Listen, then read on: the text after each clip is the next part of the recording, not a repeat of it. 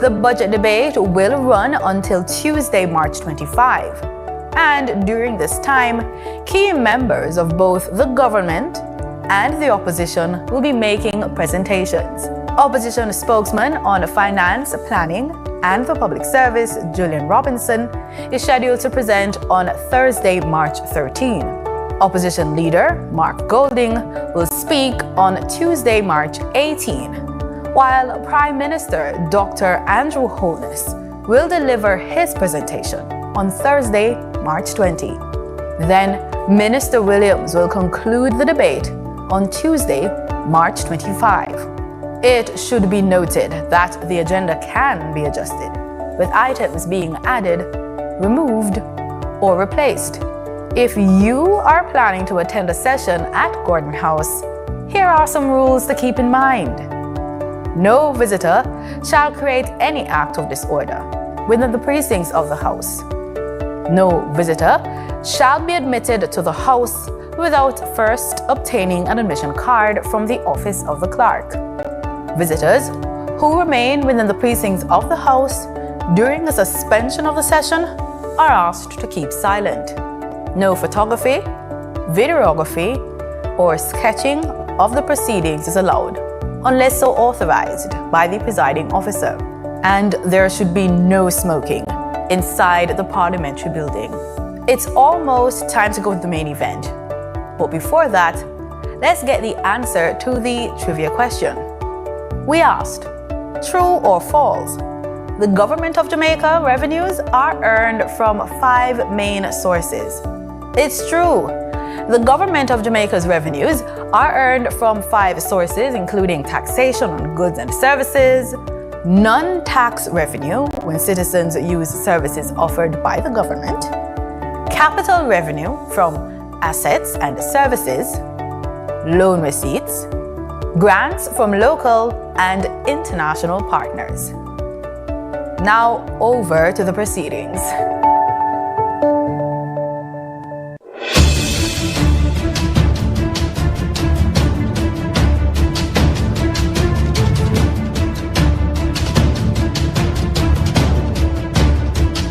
Dalrymple Philibert, Ms. Davis, Mr. Golden, Mr. Graham, Dr. Guy, Ms. Hamilton, Ms. Hannah, Mr. Enriquez, Mr. Henry, Mr. Hilton, Mr. Jackson, Mr. Lawrence, Ms. Lee, Mr. Miller, Mr. Montague, Ms. Morrison, Mrs. Nita Garvey, Mr. Paulwell, Mr. Phillips, Dr. Phillips, Mr. Robertson, Mr. Robinson, Mr. Carl Samuda, Mr. Shaw, Mr. Sibley's, Mr. Slowly, Mr. Smith, Dwayne Smith, Mrs. Vaz, Mr. Warmington, Dr. Wheatley, Mr. Williams, Mr. Wilson, and Mr. Wright. Thank you, Clark. It is always a great honor and pleasure to welcome all of you to the sitting of the House of Representatives, and particularly for today, Tuesday, March 11, 2025. Today, we commence the budget debate for the financial year 2025-2026, and we will hear from the Minister of Finance and the Public Service, who will make the opening presentation. I would like to extend a special welcome to the members of Minister Williams' family, members of the Diplomatic Corps and representatives of the international organizations, union representatives, representatives of public bodies, members of the St. Andrew Eastern constituency, representatives from the public sector, those who are joining us online via the various social media platforms, and PBCJ live stream. To all the guests in the gallery, and particularly so many women who said, we are coming out to listen to the presentation of our historic first female Minister of Finance. Welcome.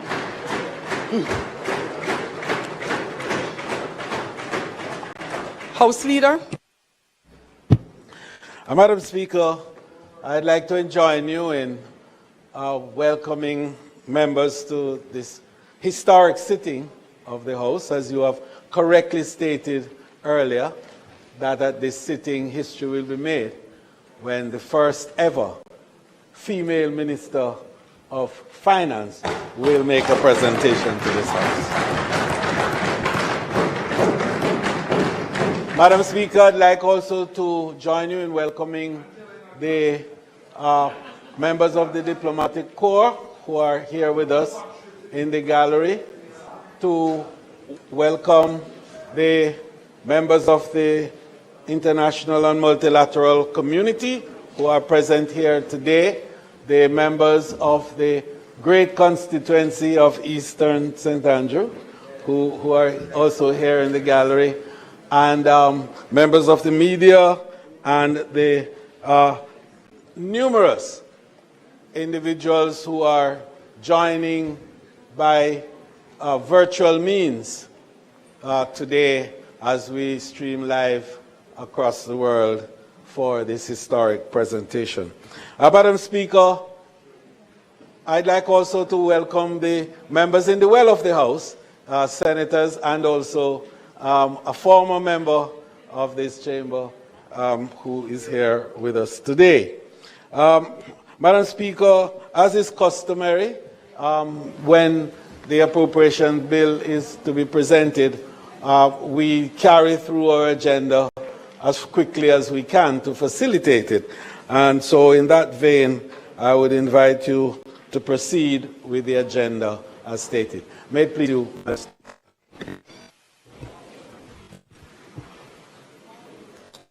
Statement by Ministers. Announcement. Laid on the table of the House are the following: Economic and Fiscal Assessment Report of the Independent Fiscal Commission for the financial year 2025-2026, Annual Report on Audited Financial Statements of the Ports Management and Security Limited for the financial year 2020-2021, Annual Report on Audited Financial Statements of the Postal Corporation for the financial year 2022-2023, the Segregated Accounts Companies Forms Regulations 2025 under the Segregated Accounts Companies Act, report of the Standing Finance Committee of the whole House of Representatives, consisting of all members of the House, Ministry Paper number 9 of 2025 entitled Revenue Measures for the financial year 2025-2026, and the Auditor General Department's certified appropriation accounts under the head 72,000C under the Ministry of Local Government and Rural Development for the year 2022-2023. This is brought from the Senate. The following is a message from the President of the Senate. To the Honorable House of Representatives, I have the honor to advise the Honorable House of Representatives that on the 28th day of February 2025, an Act to amend the Counties and Parishes Act to declare the City Municipality of Portmore the 15th Parish of Jamaica and for connected matters was passed without amendment. The Honorable Thomas Tavares Finson, President of the Senate. Thank you. Petitions, papers, reports from committee. Minister of Finance? Sure. Thank you, Madam Speaker. Madam Speaker, I beg to lay on the table of the House a copy of the report of the Standing Finance Committee of the whole House of Representatives, consisting of all members of the House, on the estimates of expenditure 2025-2026 for the financial year ending March 31, 2026. The Jamaica Public Bodies estimates of revenue and expenditure for the year ending March 2026.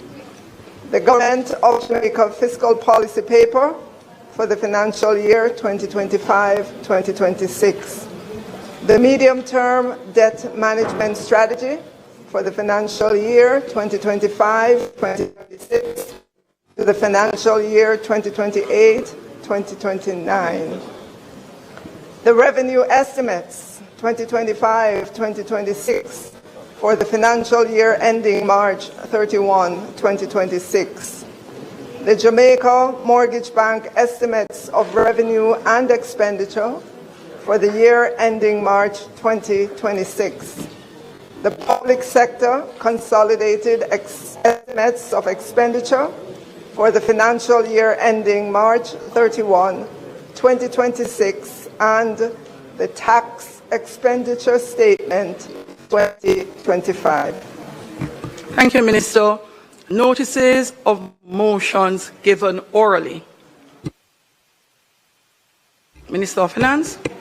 Madam Speaker, I beg to give notice that at the next meeting of the House, I will move the following. Be it resolved that the report of the Standing Finance Committee of the whole House of Representatives, consisting of all members of the House, on the estimates of expenditure 2025-2026 for the financial year ending March 2026. The Jamaica Public Body's estimate of revenue and expenditure for the year ending March 2026. The Government of Jamaica Fiscal Policy Paper for the financial year 2025-2026.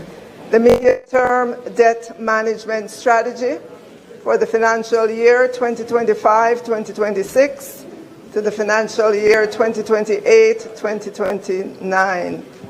The Revenue Estimates 2025-2026 for the financial year ending March 31, 2026.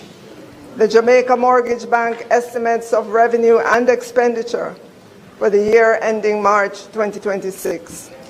The Public Sector Consolidated Estimates of Expenditure for the financial year ending March 31, 2026, and the Tax Expenditure Statement 2025, which was laid on the table of the House on the 11th day of March 2025, be approved. Madam Speaker, I further beg to give notice that at a later stage today, I will move for the suspension of the standing orders to enable me to take this motion. Madam Speaker, I also beg to give notice that at the next meeting of the House, I will move to introduce and have read a first time a bill entitled An Act to apply a sum out of the Consolidated Fund to service of the year ending on the 31st day of March 2026 and to appropriate the sums granted in this session of Parliament.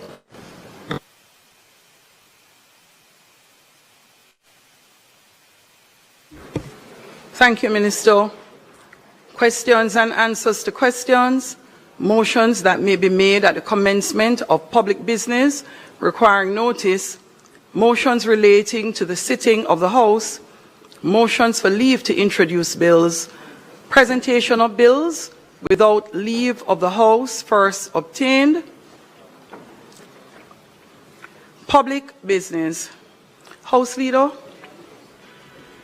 Speaker, in keeping with the order paper, I would recommend that you invite the Minister of Finance to now take the motion in her name, as stated with regards to the report of the Standing Finance Committee.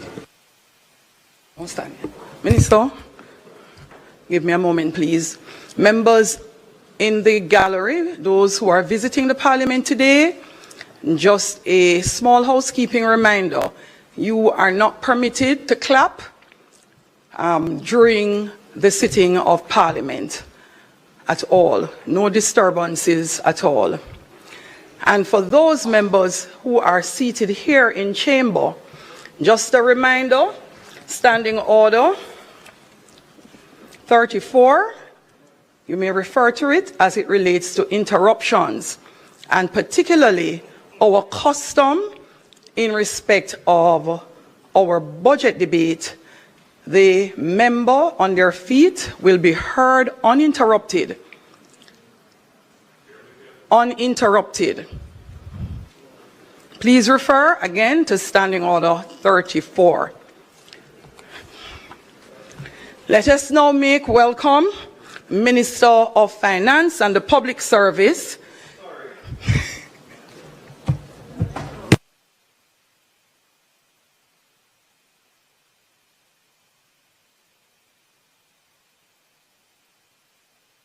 So, Minister, go reports.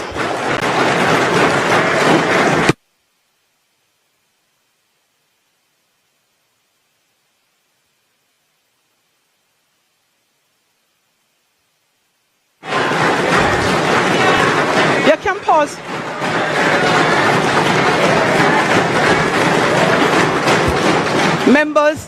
Members, you'll have that to do again. Members, you'll have that to do again. Minister, proceed.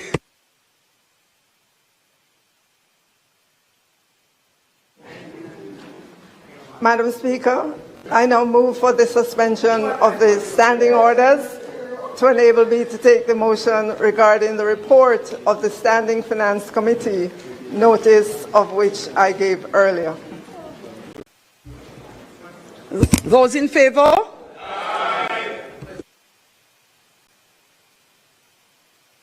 The question is, the Minister has moved for notices in respect of, motion in respect of the Standing Finance Committee, which she gave earlier, be made. Those in favor? Aye. Those against? The ayes have it. Minister. Madam Speaker, as we all know, the subject of the budget debate is the appropriation bill, but before the debate commences, the report of the Standing Finance Committee tabled today must be adopted. Therefore, Madam Speaker, I now move that the motion for the adoption of the report of the Standing Finance Committee, notice of which I gave earlier. Going to Walden University really helped me a lot. Sometimes you can't have a say if you don't have the paper behind you. I knew I had to get it. House Leader.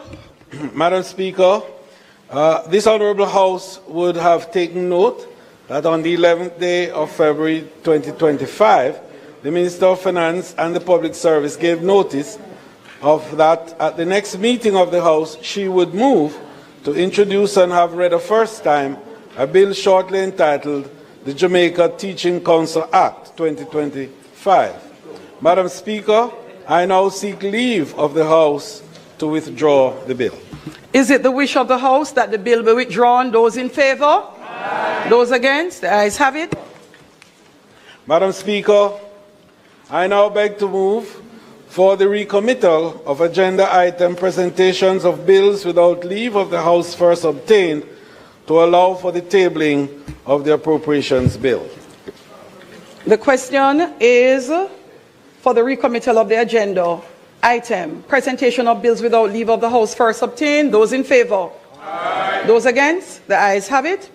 At presentation of bills without leave of the House first obtained, Minister of Finance and the Public Service. Madam Speaker, I move to introduce and have read a first time a bill shortly entitled the Appropriation Act 2025. The question is that the bill be read a first time. Those in favour? Aye. Those against? The ayes have it. Clerk. A bill shortly entitled the Appropriations Act 2025 read a first time. Minister of Finance. Madam Speaker, I beg to give notice of second reading of the bill.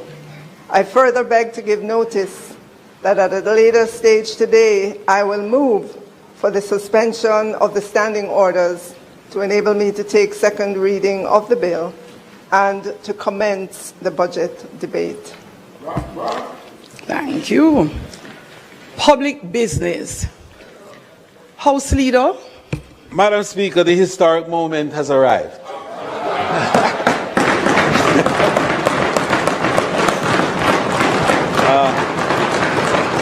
I now invite you, Madam Speaker, to request of the Minister of Finance to commence the debate. May it please you. Thank you, House Leader. Members, let's make welcome to her feet for her first presentation as the Minister of Finance, our first female Minister of Finance, the Minister of Finance and the Public Service.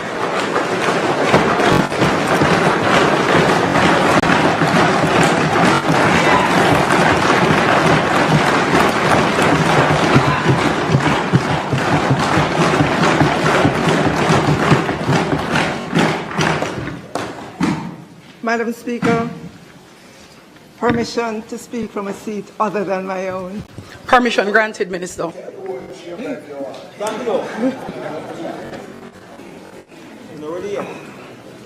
Madam Speaker, let me take this opportunity to acknowledge members of the Diplomatic Corps as they celebrate Diplomatic Week. Let me acknowledge as well members of the international organizations, unions, public sector, media, those online. Let me acknowledge as well all the senators who are here today. Let me take this opportunity to acknowledge my husband, Leo, of 35 years.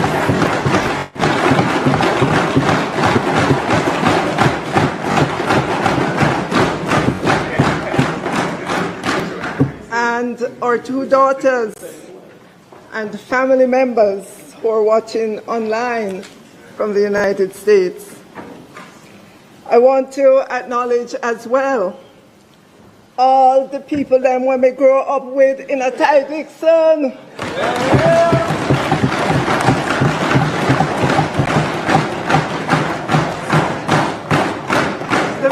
The very rural, subsistent farming community in which I was born and where I went to Miss Ivy Long's basic school and the government's Ty Dixon primary school.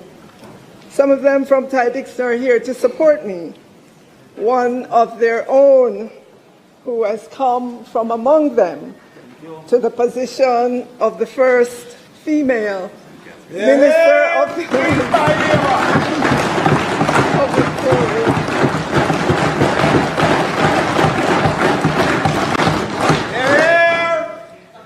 Madam Speaker, my greatest sense of gratitude is to the Ty Dixon Seventh-day Baptist Church, at which my father served as a deacon for many years. Madam Speaker, there was absolutely no story that I and my brothers and sisters could concoct and tell our parents that would cause them to say, oh, nobody go to church today. Even if we had to go to church on a stretcher, Madam Speaker, we had to go. Thank you, Ty Dixon Seventh-day Baptist Church.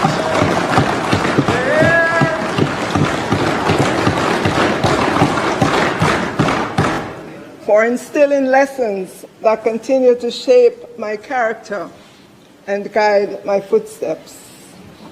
Madam Speaker, let me also acknowledge all my colleagues in Parliament this afternoon.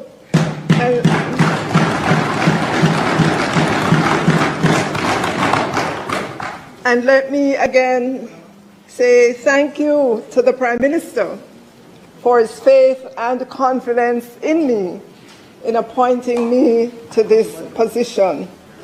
This Prime Minister, Madam Speaker, is a Prime Minister who has appointed women to occupy many high positions in government.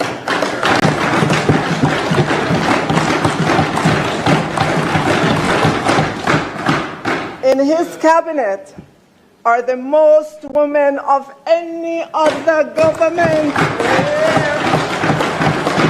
including the first woman Minister of Foreign Affairs and Foreign Trade that Jamaica has seen. The Prime Minister has also appointed the first female cabinet secretary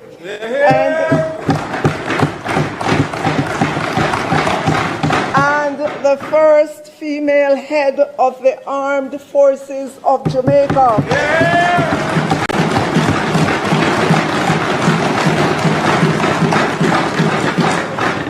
One of only 2 women to hold that position globally. Across government, several women also hold important positions, such as permanent secretaries and heads of departments. And so I say, Madam Speaker, what a Prime Minister. Awesome.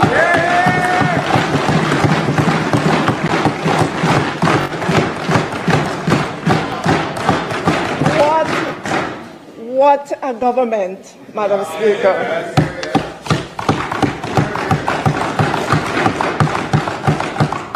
Madam Speaker, I'm very aware that I stand on the shoulders of all the women before me who have occupied high offices in government.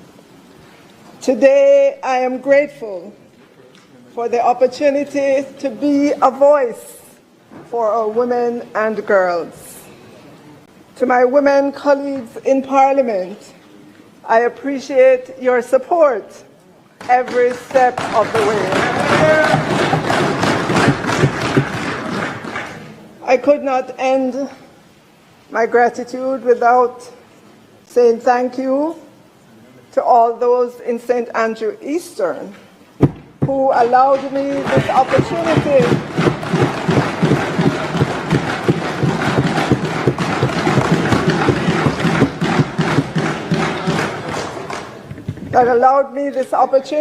to represent them in Parliament and to work with them for a better life for them.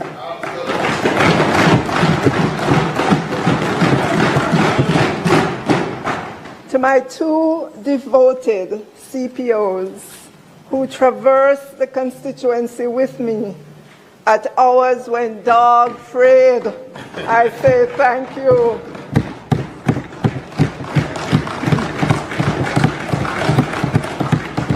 Your sacrifice has not gone unnoticed, and I want to say thank you to your families for their understanding. Madam Speaker, let me acknowledge students who are here this afternoon from Ferncourt High School, the high school I attended, and the high school I attended and from which I graduated. I also want to acknowledge all the students who are here from Papine High School in the constituency of St. Andrew Eastern. But I must single out the Financial Secretary and the entire team from the Ministry of Finance and the Public Service, who put in yeoman's hours to do all that needs to be done at the Ministry of Finance and the Public Service. My job is easier because of their collective efforts.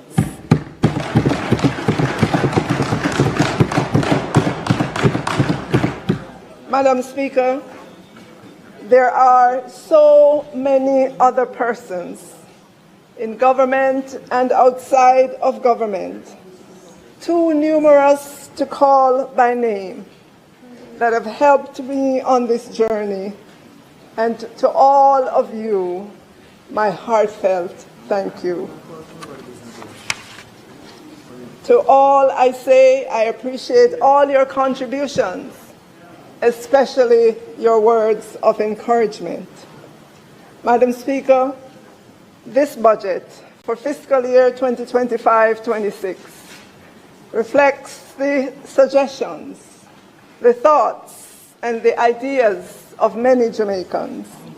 Thank you for all your WhatsApps, your emails, and your phone calls. I say to all Jamaicans, we are a government that listens. We are a government that cares. Madam Speaker, today marks the 10th budget presentation for this Prime Minister Andrew Holness-led administration. The significance of this budget is that it is a budget that is happening in an election year, but it is also a budget that comes after many years of discipline in managing the country's financial affairs. Some of this fiscal discipline initially came with the IMF US $615 million Extended Fund Facility, EFF program, that the government of 2012 to 2016 negotiated with the IMF. Madam Speaker, those early years of learning fiscal discipline by a government known as run-with-it government were, in my mind, the equivalent of the then government riding a child's bicycle with training wheels. Madam Speaker, I swear I did not choose the orange t-shirt that the child in the picture is wearing. I don't even know the people in the picture, but this picture is fitting because those years were really the government of the day learning fiscal discipline. Recall, Madam Speaker, they were the ones that, despite the clear danger signs leading up to the 2002 general election, still made the decision to run with it.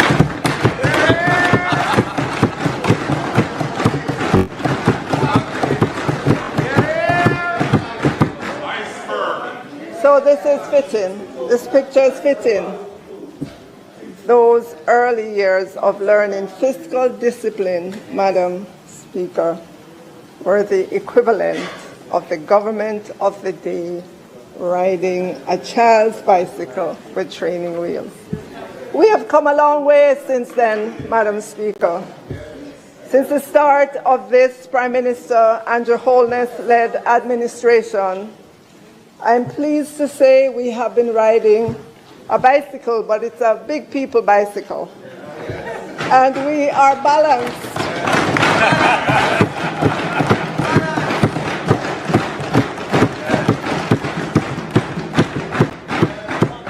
We are balanced on the big people bicycle with our own weight and are managing the complexities of Jamaica's budget with its many competing demands, all the while navigating the pressures of politics. I swear to you again, Madam Speaker, I do not know these people in the picture either. And why they were showing a V sign that represents, I just don't get it.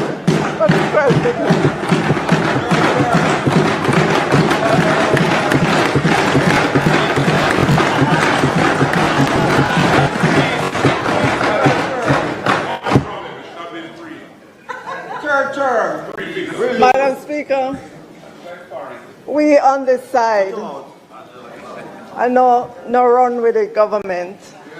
We are a responsible government. We are safeguarding the hard-won gains of the people of Jamaica so that their children and grandchildren can live a better life in Jamaica.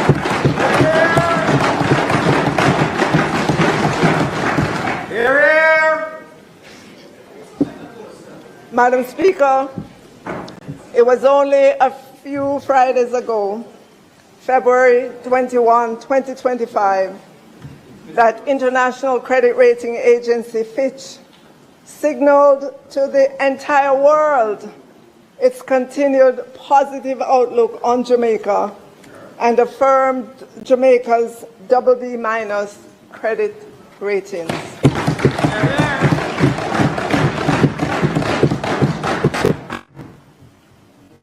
Credit rating Fitch said its positive outlook reflects the fact that Jamaica has stronger governance than the peer median, meaning, Madam Speaker, Jamaica is above its peer group in governance. Madam Speaker, I know me say so, a Fitch International Rating Agency says so.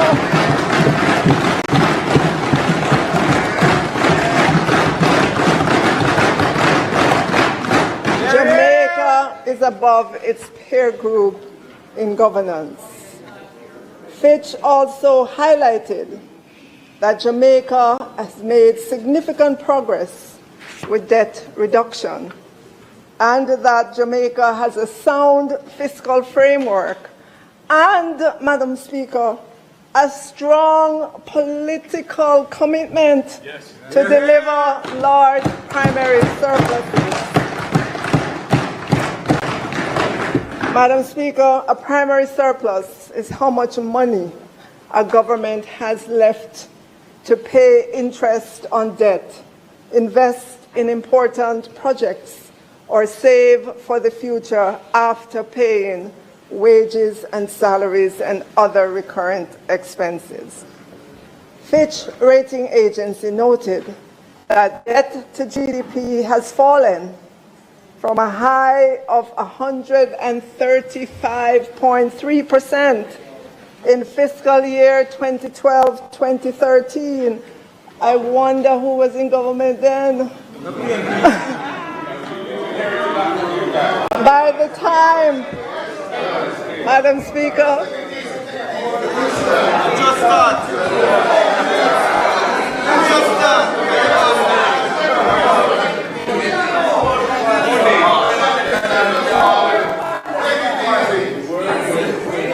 Madam Speaker, by the time we close,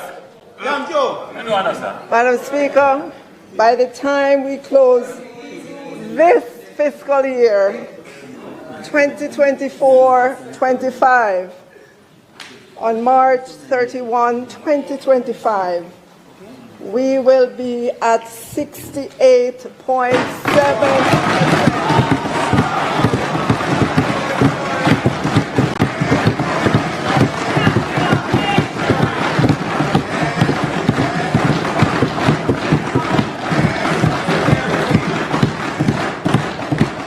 Madam Speaker, a country's credit rating is important because it reflects the country's creditworthiness and ability to repay its debt.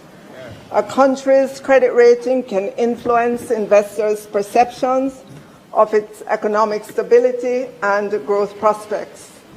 Madam Speaker, the rating agency noted that this government has built a record of fiscal prudence that has gained credibility in recent years and may be further strengthened over the next several years, including through the successful implementation of the new Fiscal Commission.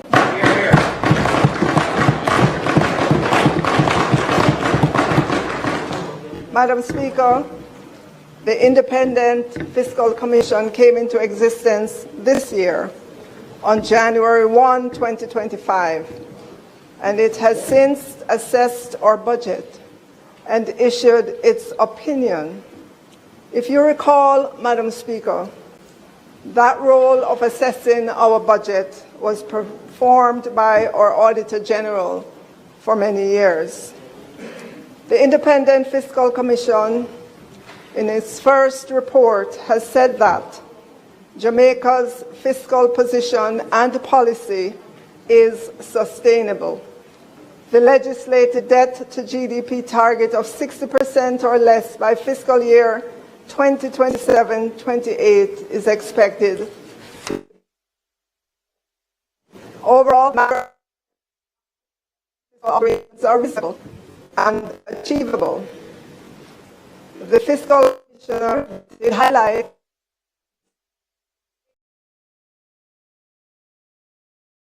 the budget process, and they are not new.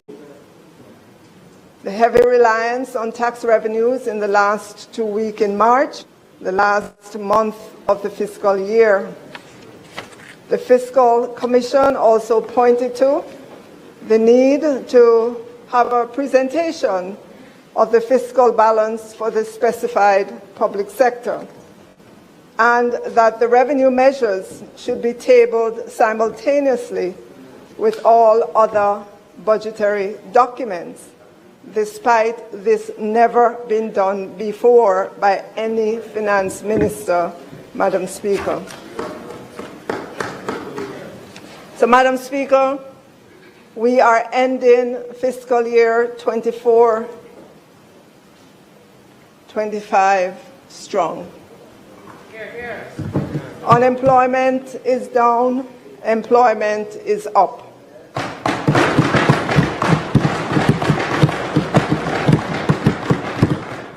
At the end of October 2024, Statin reported that unemployment stood at its lowest on record, which was 3.5%, with male unemployment at 2.6% and the female unemployment at 4.5%.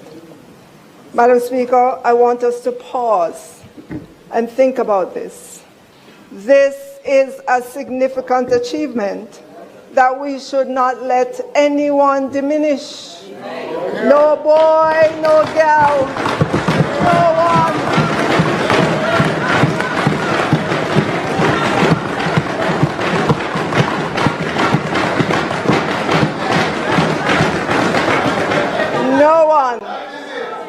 No one should diminish this achievement of this government.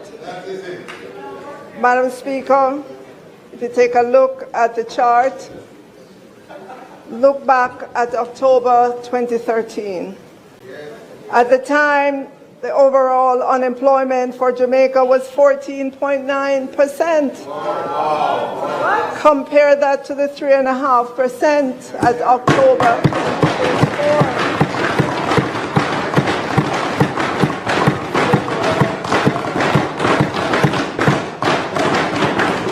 Female unemployment, Madam Speaker, at October 2013 was 20%, compared with 2.6% at October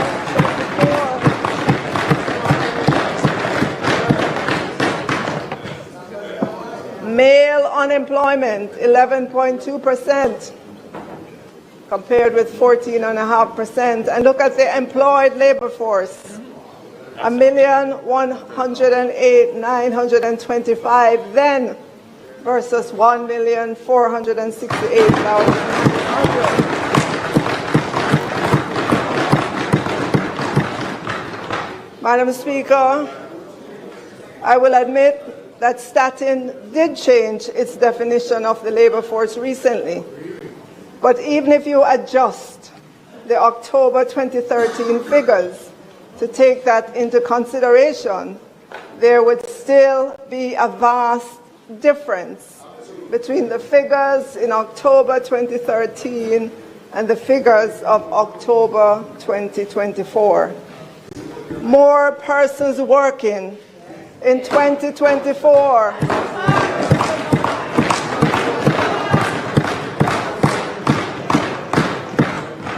Madam Speaker, more persons working in 2024 is a result of the good policies by Prime Minister Andrew Holness-led government. Today, Madam Speaker, in 2025, jobs abound. We can't find workers. Madam Speaker, we're indeed ending fiscal year 2024-25 strong.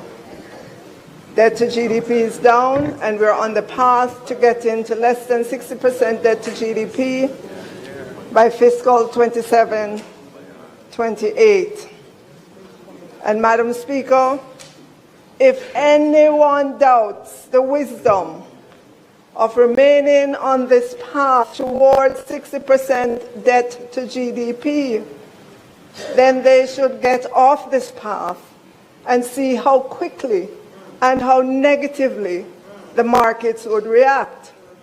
For starters, the US $5.6 billion of net international reserves would vanish overnight as the financial sector loses confidence, and that would cascade to the rest of the Jamaican economy and to international markets. Madam Speaker, confidence, once lost, is very difficult to restore.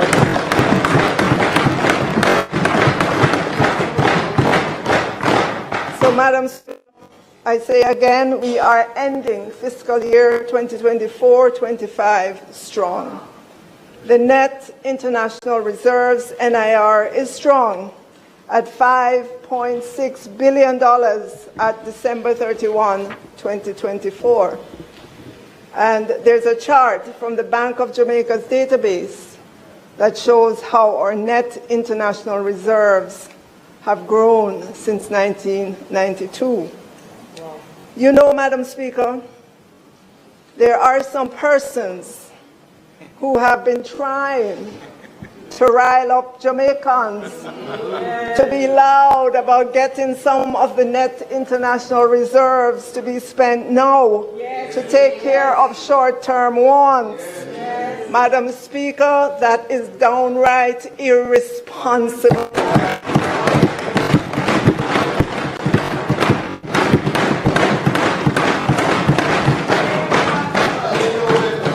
The net international reserves is our cushion against the vagaries of the outside world.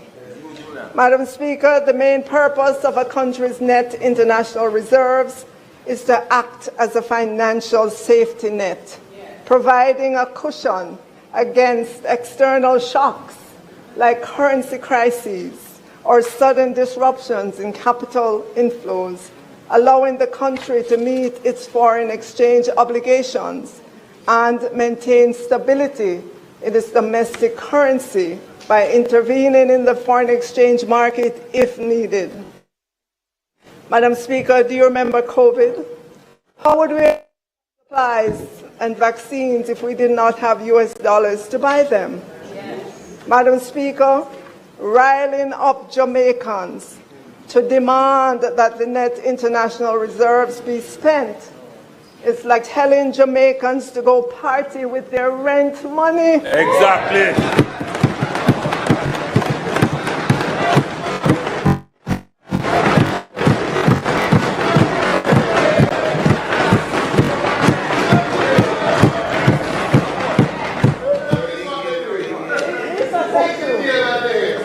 Madam Speaker,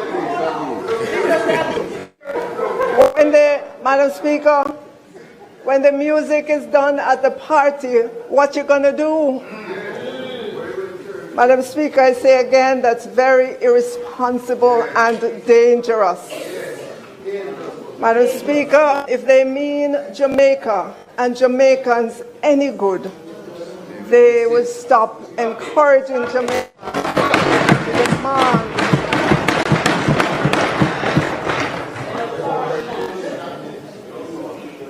Madam Speaker, we're ending fiscal year 2024-25 strong. The overall inflation figures remain within the target 4-6% range. I know that for many Jamaicans, inflation at the market for yam, bananas, tomatoes, green peppers, and so on got way above the national average for inflation after the Category 5 Hurricane Beryl. I know because I go to the market. And so I know the price of food items. After Hurricane Beryl, prices really did fly. However, I am encouraged with the current direction The last time I heard Minister Green talk, he said prices on agricultural items moderate, which was to say prices come down on the things them in the market and the supermarket. Madam Speaker, I included the chart on the screen in my presentation to show our young people what the experience with inflation in Jamaica was from 1963, right after independence, to 1999, a 36-year period. As you will see, Madam Speaker, inflation was well contained in the 0 to 10% band from independence to 1972. Madam Speaker, elections matter. Can you imagine life with inflation at close to 30% in 1973, 50% in 1977, 80% in 1991. Wow. We never had a worse period of inflation in our post-independence history. Madam Speaker, why am I going all the way back to 1973? Because, Madam Speaker, if we do not remember our history, we are doomed to repeat it.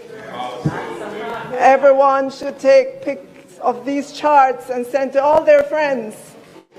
Remind them from whence we came and that we do not want to go back there.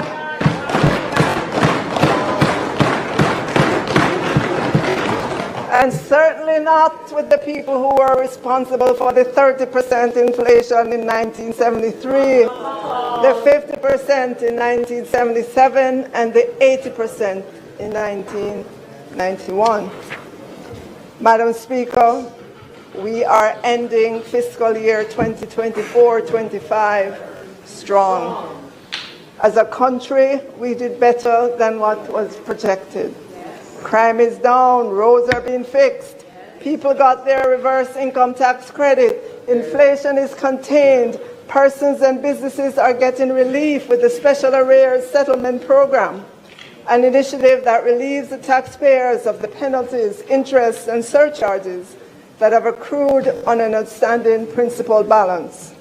We expanded the limit of the capitalization of companies on the junior market, reduce the income tax for companies that generate more than a specified amount of energy from renewable energy, clarified the tax rate for trusts and corporate services, and increased the allowance offered to the pensioners and persons over the ages of 55 and 65 years old. We also streamlined the Procurement Act to make it more efficient in its execution. Madam Speaker, what a government.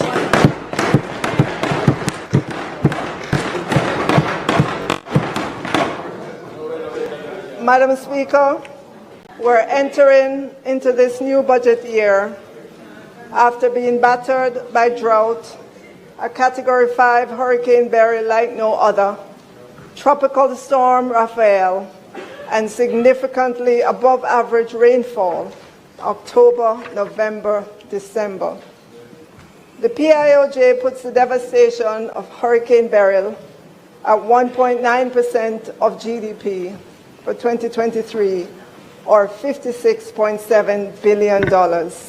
We all remember pictures of the devastation. Madam Speaker. In the left on the screen, a woman looks at a beach littered with trash at Jamaica in the aftermath of Hurricane Beryl. Pictures of persons walking through the debris after their premises was damaged, and this was in Old Harbor, Jamaica. Madam Speaker, it cannot be denied that the declines we suffered in GDP during this current fiscal year were as a result of what the Director General of the PIOJ called hydrological events. Damage from Hurricane Beryl had the fourth largest negative impact of the 19 natural disaster events that have battered this Jamaican economy since 1999, a 25-year span. Yet, some would want to call down recession on Jamaica. You have to wonder, what are their motives, Madam Speaker? Why would anyone Look celebrate that? at the damage from Hurricane Beryl all across Jamaica. Madam Speaker, in the face of what we know to be increased intensity of weather-related events, we would have been in a very bad place when Beryl struck if we had not implemented our national natural disaster risk financing.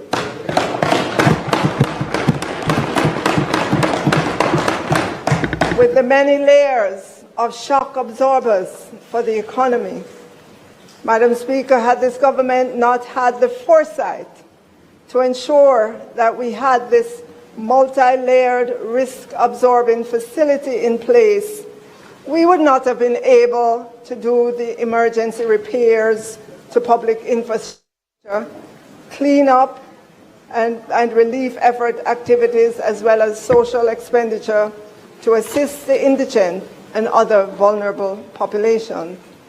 Our schools will still be in a very bad shape.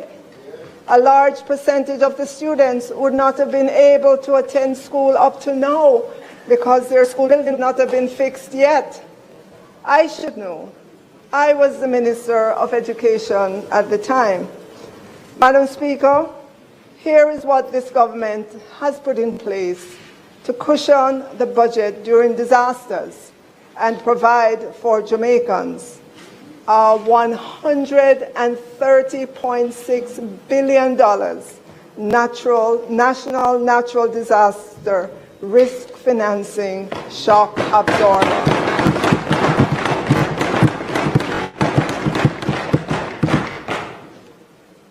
And that policy says, in times of disaster, start with what you can reallocate.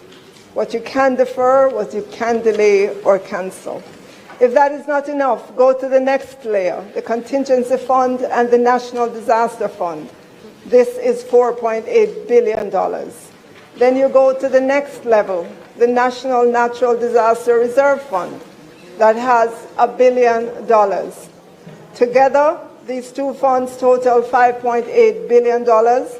And the important thing, Madam Speaker, is that they are Jamaica's own resources.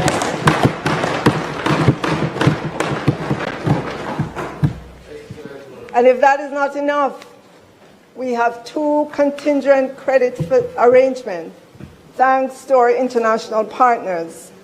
This month, we added yet another layer, the catastrophe deferred drawdown of $6.5 billion to the shock absorber we already have. Layered on top of that is the Caribbean Catastrophe Risk Insurance Facility, $19.2 billion. And then if we get one of those really, really, really bad disasters, we have the catastrophe bond for $25 billion. When you add all of that up, Madam Speaker, that's a total of $130.6 billion.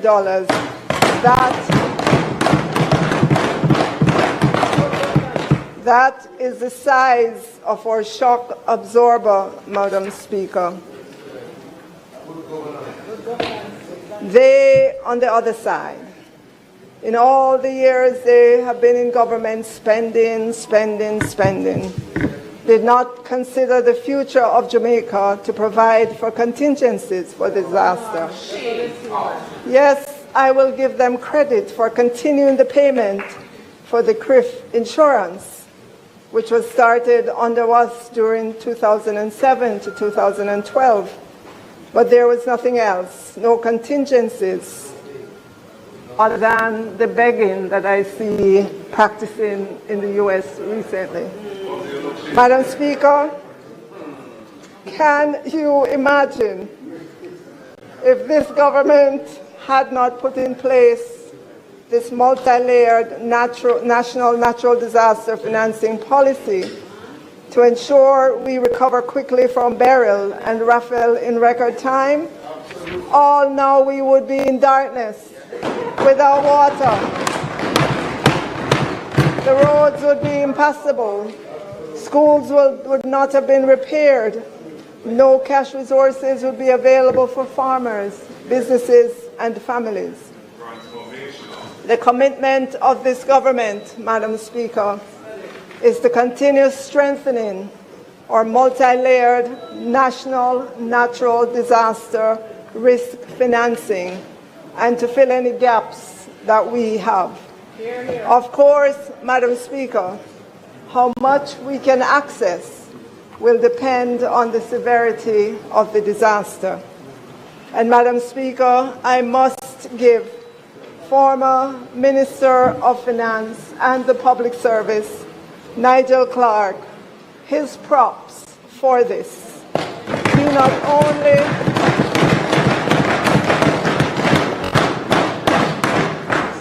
not only had the foresight, he did the work. We are continuing that work. And so, Madam Speaker, the question that Jamaican people should be asking themselves right now: who would you rather have? A government with the foresight to put in place a $139 billion shock absorber for this economy, or one that ran with it during an election year when there was no room in the budget? Madam Speaker, it's not just the weather across the world that has caused dislocation. We're entering the new fiscal year with the most seismic of changes swirling. Geopolitical changes, heightened tensions regarding tariffs. Many Jamaicans at home, right here in Jamaica, are beginning to see relatives they have not seen in a very long time. And swirling all around us are developments in artificial intelligence, which continue to astound and concern. The Nobel Prize Committee recently recognized AI's importance when it awarded the Nobel Prize in Physics to John Hopfield and Geoffrey Hinton for fundamental discoveries and inventions that enable machine learning with artificial neural networks. And half of the Nobel Prize in Chemistry, Madam Speaker, went to Demis Hassabis and John Jumper for developing an AI model to solve a 50-year-old problem in protein research by accurately predicting the protein complex structures based on their amino acid sequences. Madam Speaker, I am not a scientist, and so I used AI to help me understand the significance of solving this 50-year-old problem. Scientists say that results that once took years now take seconds. Madam Speaker, there's a lot of discussion, and that discussion is growing on whether and how to regulate AI. Agreement on that score remains elusive because, again, experts say too much is changing too fast. So, Madam Speaker, why am I going so far afield talking about AI? Because, Madam Speaker, scientists say these advancements hold transformative potential for fields like medicine, biotechnology, and environmental science. That we can now predict protein structure and design our own proteins confers the greatest benefit to humankind. We are living in an awesome time, Madam Speaker. As a result, as a government, we must generate budgets that help to equip our people for an environment that experts say is changing too fast.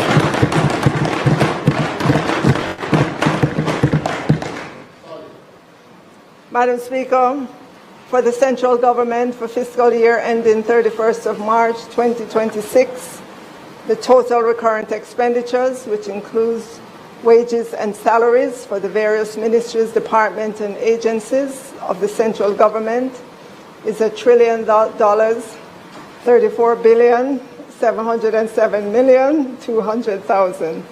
This is an increase, Madam Speaker, an increase of 9.6% over the current expenditure of 24-25. Capital spending of $62 billion for central government is up 1.5% from the revised estimate of 61. I see a great future for you, for an adventure, success in your business, and a real lady killer. You can read all that from my hand. Yes, but not from this one, from the other. Red Bull gives you wings. Was among those who took a look at the expenditure when those were published. Debt amortization was $317.3 billion in fiscal year 2024.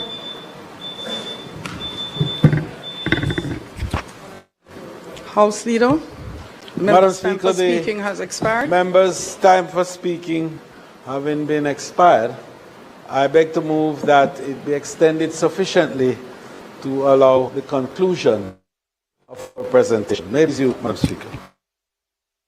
Question is that members' time be extended sufficiently to allow for completion of the presentation in respect of the opening of the debate.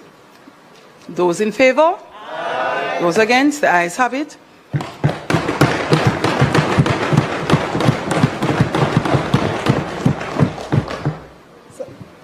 Madam Speaker, debt amortization, which is where a lot of the confusion was among those who took an initial look at the expenditure when they were published, was $317.3 billion in fiscal year 2024-25, but it is only going to be $162.7 billion in this upcoming fiscal year.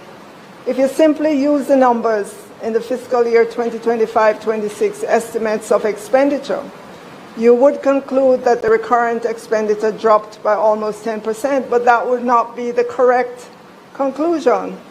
Expenditure, excluding the debt amortization, was up 9.6% for this upcoming budget year versus that of the budget year we are closing. Additionally, Madam Speaker, we are projecting to spend $5 billion less on interest expense. This means more is available to spend on those things Jamaicans care about: roads, water, education, security, health, technology, garbage collection, new buses, and so on. Madam Speaker, capital spending, which is monies to take care of roads, lay water pipes, build schools, police stations, courthouses, is expected to total $163.8 billion across government.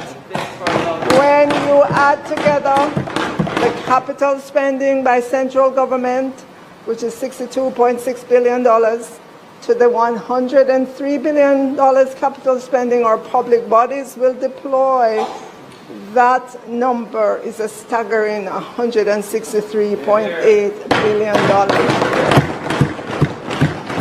This is a 36.5% increase over what is being spent in this fiscal year ending March 2025.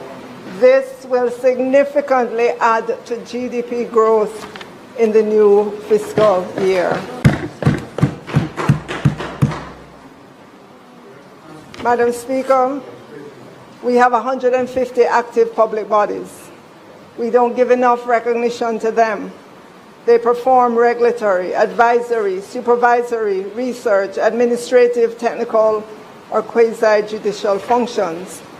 Many of them are funded by the consolidated funds, but there are 52 that provide, through their various services, major contributions to the economy.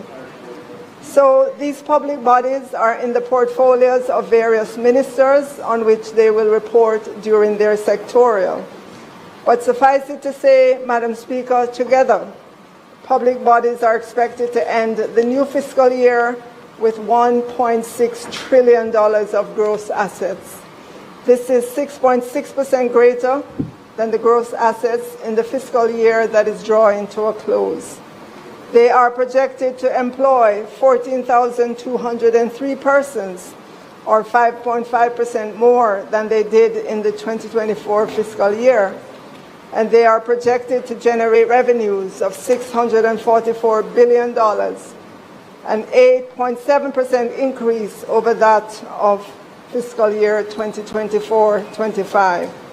For the upcoming fiscal year, we're asking a little less in terms of transfers from them, but you will see that their capital spending will be 4.2% more than the $97.2 billion they spent in fiscal year 2024-25. So, Madam Speaker, those are the important budget figures for fiscal year 2025-26 for central government and for the public bodies. Now, Madam Speaker, I am sure what all Jamaicans want to know is how are we going to fund those budgeted expenses, and what is in the budget for the country, and more important, what is in the budget for them personally. You know, Madam Speaker, as a young girl living in Kingston, right after graduating from Ferncourt High School, every time it was budget time, I would feel the knots in my stomach, because I knew that a big part of the little pay I was getting at the time would be gone into higher taxes. I recall feeling anxious around budget time because I knew the inevitable, more new taxes. At that time, Madam Speaker, when I graduated from Ferncourt High School, it was not our side that was in government. Madam Speaker, I would like you to take a look at this chart on the screen. Look at the years, 1992 to 2004. There was one government in charge. The same government occupied the parliament for all those years.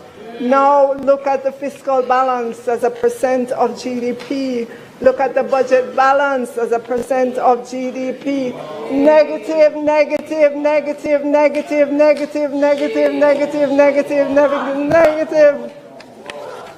Today, Madam Speaker, I carry that feeling in my gut whenever I remember the struggles in those years in which I had to paddle my own canoe as a young girl in this country while helping to take care of my younger sister. Madam Speaker, I know that we all know that this is an election year, but I do know as well that Jamaicans have grown to know that as a government we are committed to remain disciplined.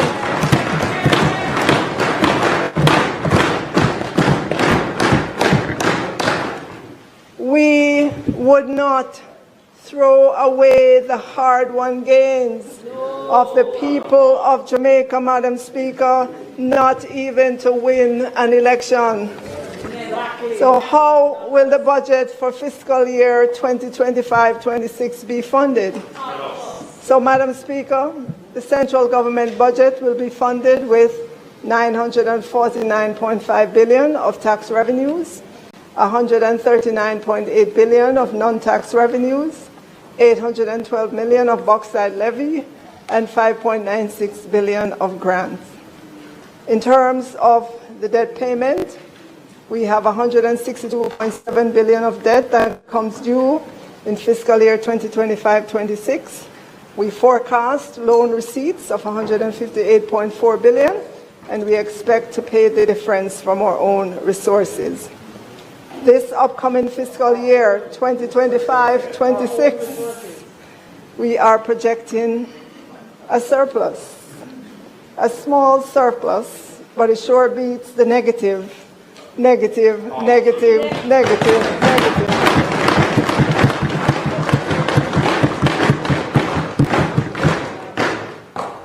Negative years that have plunged Jamaica into the abyss. Take a look at the debt to GDP figures. Practically every year that the government of 1992 to 2004 ran a budget deficit, the debt to GDP went higher. They mortgaged the future of Jamaican people.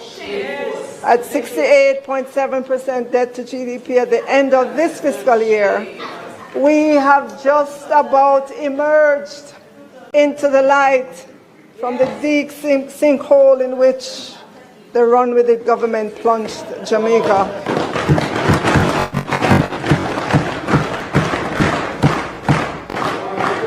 Madam Speaker, recently the Tax Administration Jamaica conducted a survey, and it asked Jamaicans what do they believe are the implications when TAJ does not collect taxes. The answers may surprise many.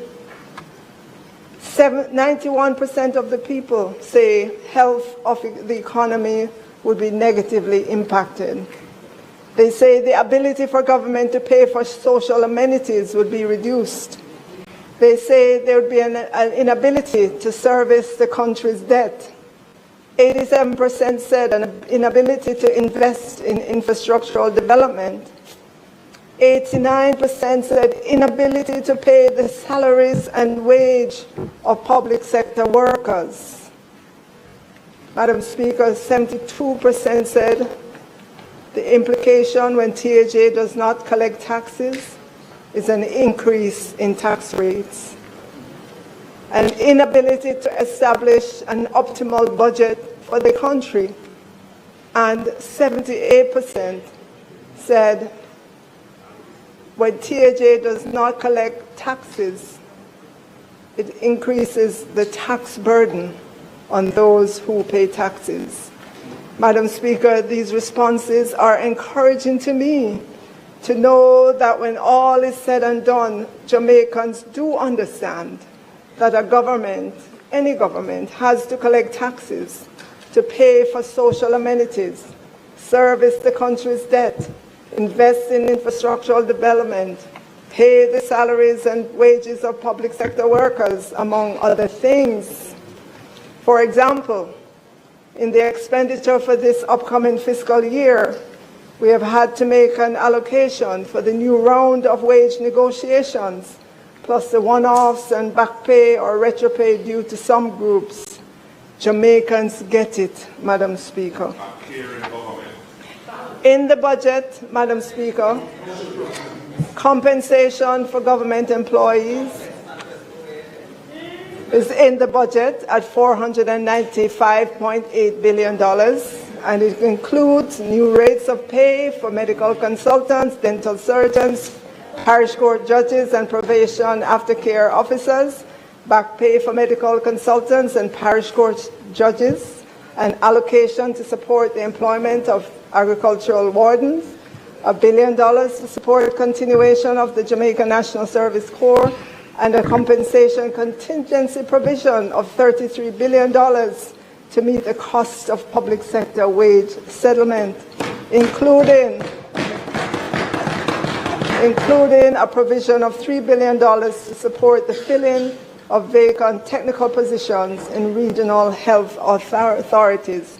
That's in the budget, Madam Speaker. On the issue of the current round of wage negotiations, Madam Speaker, The Ministry of Finance and the Public Service has thus far received 11 claims to include Jamaica Civil Service Association, JCSA, Jamaica Confederation of Trade Unions, JCTU, Jamaica Teachers Association, JTA, Police Officers Association, POA, and groups within the health sector. The government has commenced discussions with the unions and associations for the new contract period. The continued engagement of all stakeholders remain key to the maintenance of harmony in the public sector. So, Madam Speaker, there has been quite a bit of public debate on the issue of whether or not we have a cap on public sector wages in relation to GDP. Madam Speaker, the history is that up to April 2023, Jamaica had a rule to cap public sector wages and salaries at no more than 9% of gross domestic product each year. The cap was implemented in 2013 while Jamaica was in an IMF program with the then government. You may recall, Madam Speaker, that the then government signed the US $615 million extended fund facility with the IMF in 2012. At the time of implementation of the wage to GDP cap of each year, our national debt stood at 147% of GDP, and inflation was 9.1%. Contrast this, Madam Speaker, to a debt to GDP of 68.7% that we expect to see when we close this fiscal year, as opposed to that 147% debt to GDP when the rule was put in place. Contrast this as well to inflation at 4.7% at the end of January 2025. Inflation then in 2012 was almost twice where it is now.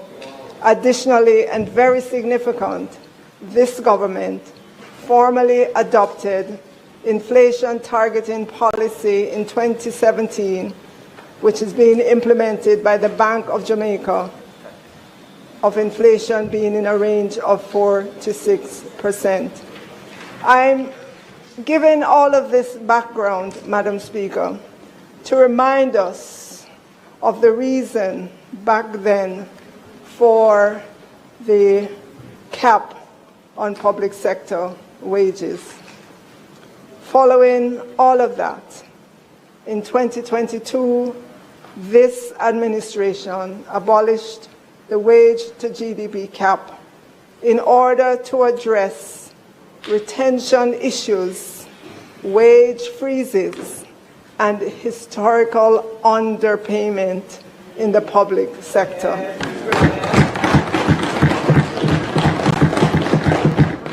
Truth be told, Madam Speaker, the history is that the target was met only once, and the cap was criticized for stifling public sector reforms and contributing to attrition in critical services like healthcare and education.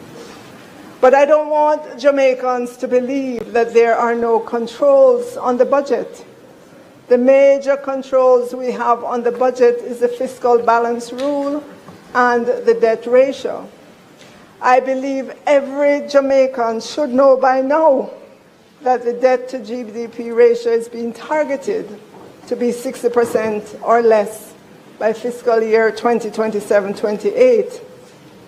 The fiscal balance rule is also a strong guardrail for the financial affairs of this country. It is not as well known as the debt to GDP target, but it is codified in our laws as a target in fiscal year 2020-2021 and continuing for 4 years. And that is what we have. During those years, we were bound to have a fiscal balance surplus of no less than 0.3% of GDP. Madam Speaker, I am happy to say that this was only missed during fiscal 2021, the year of COVID, and I am sure you can understand why. It has been proven that containing our spending by the fiscal balance rule and the debt to GDP and maintaining that discipline, then our fiscal affairs will remain on a sustainable path. For the public sector, the focus should now be on pay for performance, efficiency in service delivery, and productivity gains.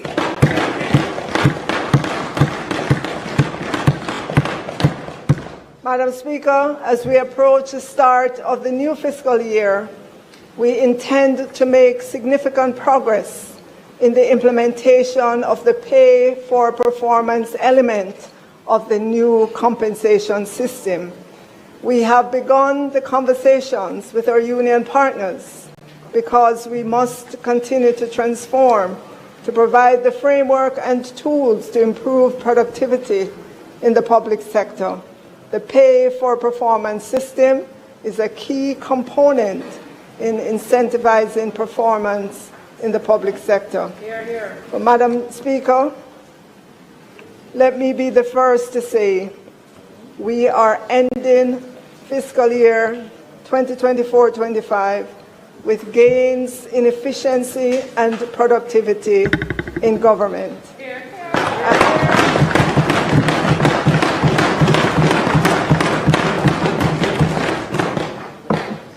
I want to extend my sincere gratitude to my predecessor, Dr. Nigel Clark, for a very good run of the first leg.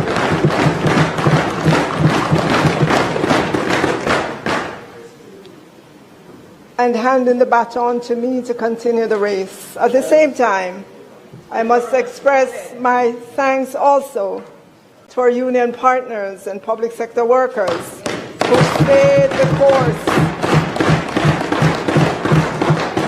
as we navigate some difficult terrain.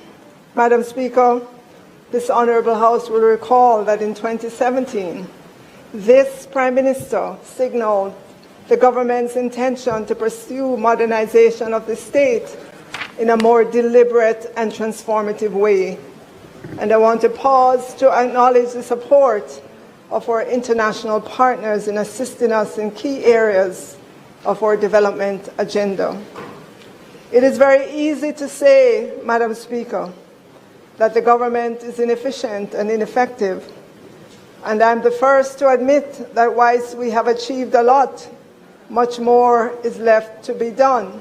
Yes. But if we look dispassionately at the public sector, it must be acknowledged that significant strides have been made. Yes. Even as we modernize and transform, we must continue to deliver public services. We cannot close shop and put up a sign to say, under transformation, reopening soon.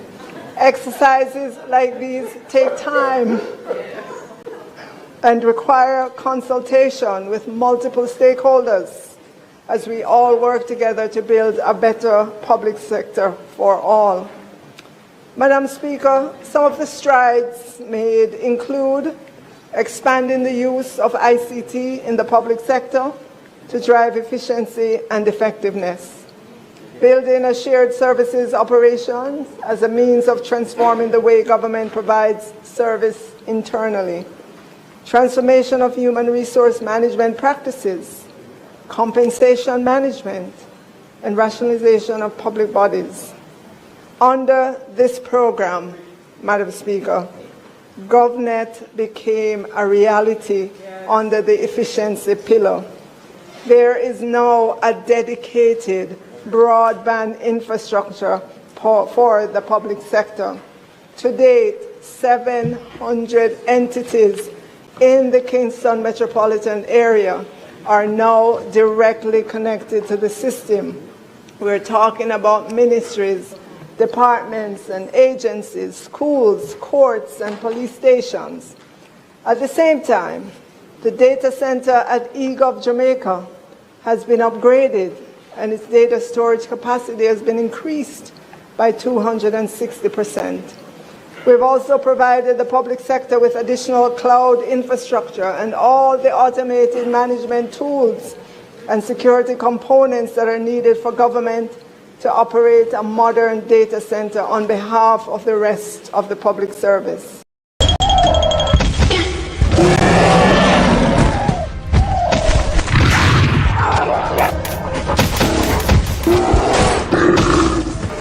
Allowing for greater interoperability between digital platforms in the public sector. This means that the framework is in place to allow for e-government services, citizen-facing applications, and back-office operations to integrate more efficiently, reducing duplication, improving service delivery, and ensuring that government processes are faster, more secure, and more responsive to the needs of the public. Yes, Madam Speaker, more work is to be done, but the foundation is set for citizens to feel like they're interacting with one interconnected government instead of siloed MDAs.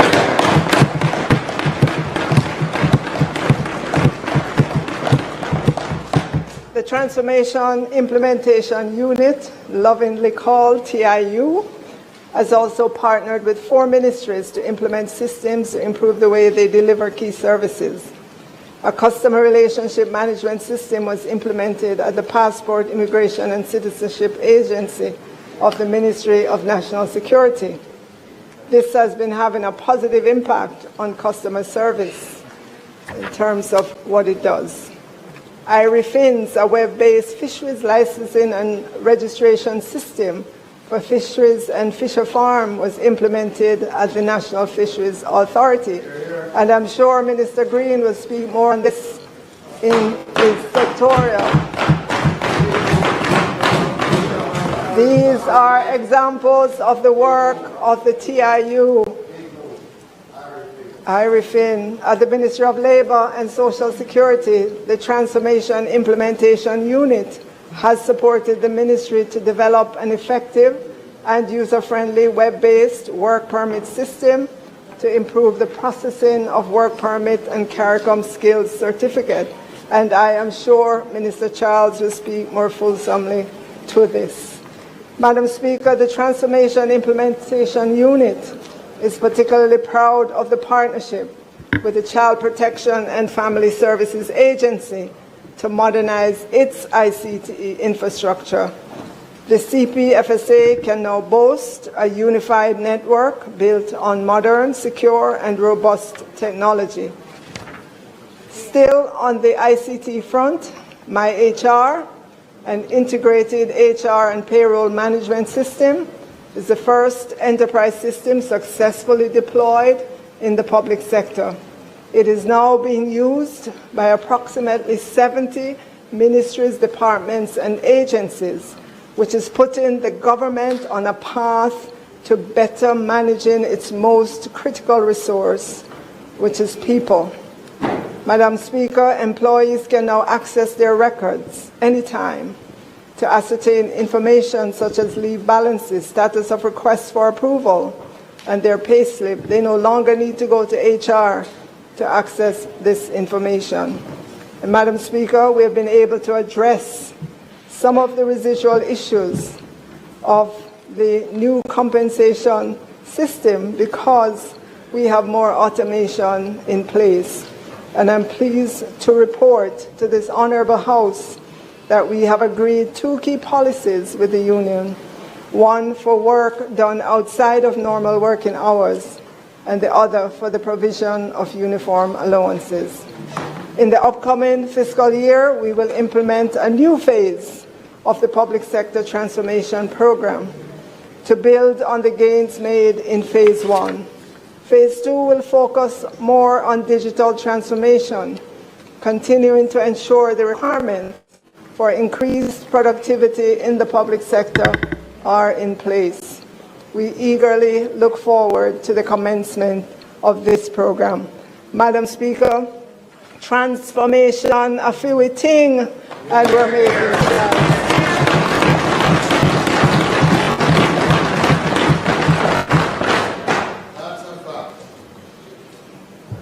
Madam Speaker, support to self-financing public bodies of $27.8 billion is in the budget, of which $11 billion are allocated to JUTC, Bombay Metro, $10 billion to the National Water Commission, $900 million to the Transport Authority, and $210 million to the Jamaica Commodity Regulatory Authority, JACRA. That's in the budget, Madam Speaker. Madam Speaker, let me pause to say that the $10 billion allocation to the National Water Commission was the easiest yes for me.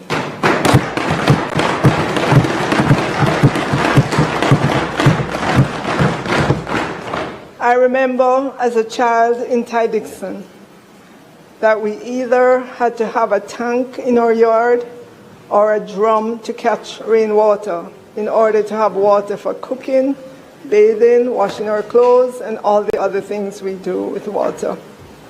Madam Speaker, even though we had a tank in our yard, the tank leaked, and so unless rain fell heavily, the tank was generally dry.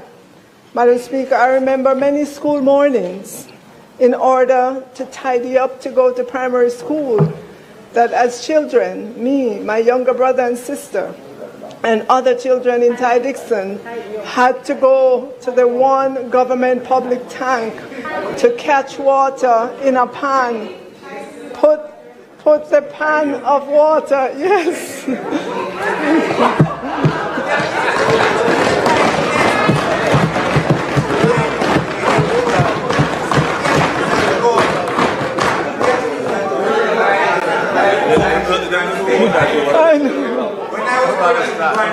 So, Madam Speaker,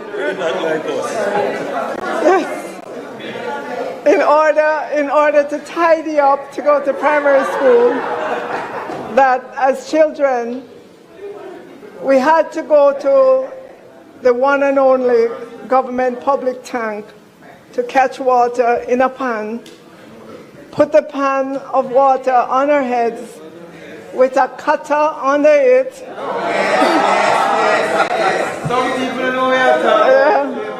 To keep it steady in order for us to have water to use before we go to school. And, Madam Speaker, we could not be late for school either. I know that this may still be happening in some rural communities. And so when I say it was the easiest yes in terms of the $10 billion to NWC, it is because I lived the experience of an ordinary Jamaican.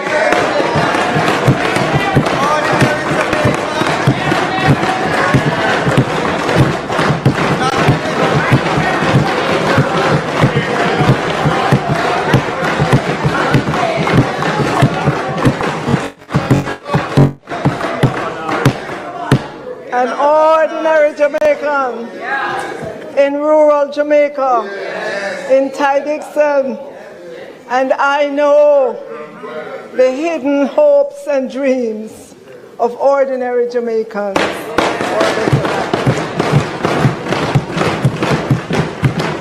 They want running water in their bathrooms, in their kitchens, and available for them when they need it.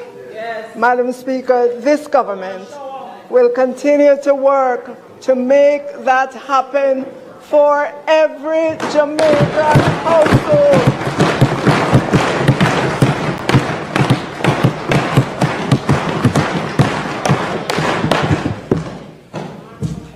So, Madam Speaker, recently I gave my strongest endorsement to the PPP, Public-Private Partnership, that Prime Minister and Minister Samuda signed with the various partners to build the Rio Cobre water treatment plant at a cost of US $77 million or 12 billion Jamaican to bring an additional 15 million gallons of water to benefit Jamaicans. The deal was criticized for having an interest rate that to those who do not have the responsibility of contemplating and planning the future of Jamaica, that interest rate seems high. When I heard those comments, I WhatsApped Minister Samuda and I said, I will defend this project anytime. Anytime, because the issue in 3 or 4 years' time, when water is needed, as the population in Kingston and St. Andrew and in our 15th parish, Portmore, grows.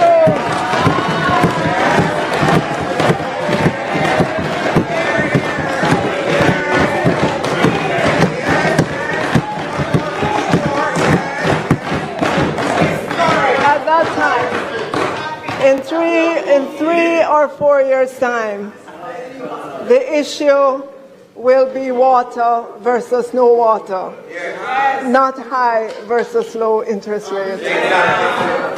Madam Speaker, I know the hidden hopes and dreams of ordinary Jamaicans for a better life. Our commitment is to continue creating the pathway for that better life. So, Madam Speaker, approximately 2.1 billion, of which 1.1 billion is allocated to the Ministry of Labour and Social Security to provide individual grants of $20,000. That is in the budget. Prime Minister will speak to this in his budget presentation. He announced this at that special conference, remember, back in November of 2024 at the National Arena. That is in the budget, Madam Speaker. There's $1 billion to the Ministry of Science, Energy, Technology and Transportation to support a program dealing with the alleviation of energy poverty. That is in the budget, and I will speak more to that shortly. Restoration and maintenance of major corridors and gullies program at $4.6 billion is in the budget. Our Prime Minister will speak to the specifics of this. And there is $1.96 billion to support the holding of general elections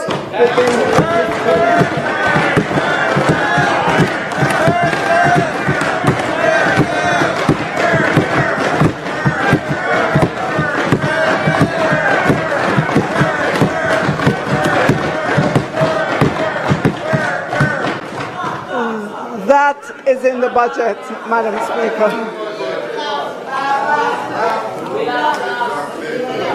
The payment of principal amounts of $1.5 billion on NHT arrears of approximately $2.5 billion, which includes penalty of $1.3. These arrears were incurred by the ministry responsible for education. That is in the budget.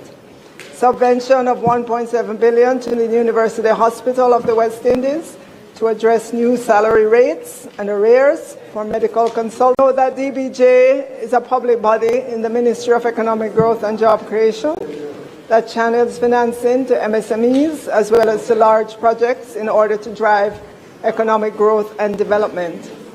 It will continue to pursue innovative means of mobilizing funding and leveraging private sector investment and expertise through its venture capital program, as well as public-private partnerships and privatization transaction. Madam Speaker, $2 billion is in the budget for DBJ to allow them to continue to facilitate sustainable growth of startups and MSMEs. And to continue support women-led initiatives, entrepreneurship training, including digital skills bootcamp. $2 billion is in the budget for DBJ, Madam Speaker, for MSMEs. We have to commend our MSMEs. The latest figure from the Small Business Association of Jamaica is that there were an estimated 422,000 registered small businesses in Jamaica, generating, and get this figure, 80% of the jobs in the Jamaican economy. This means 1,136,240 persons in our workforce are employed by a micro, small, or medium enterprise. In the picture on the screen, Mr. Headley and his egg farm is one such DBJ, one such person who DBJ assisted to expand his farm.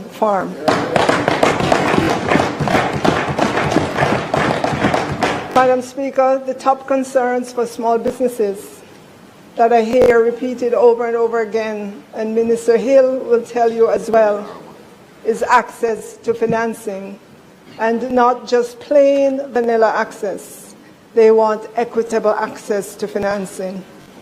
They are also feeling the burden of high interest rates and have said to me that opening a bank account for their business is difficult. They feel there's no difference between the requirements for them as MSMEs as opposed to a very large institution. And so my commitment to them is to get together with the Minister, Minister Hill, to let us sit down with the banks and see how we can agree to reduce the burden of opening a bank account for MSMEs. Madam Speaker, recently, as a government, we listened to the new car dealership industry. They said that 100% bond on the duties they pay ties up too much of their capital. Madam Speaker, Jamaica imported some 50,786 motor vehicles worth $81 billion in 2022.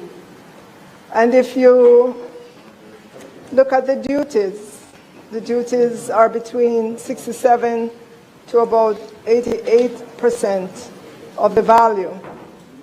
And if you assume the lowest duty, you can see that the capital tied up against the duties is significant. We listened to the industry, and now, instead of 100% bond against the duty, we have reduced that to 20%. Yeah.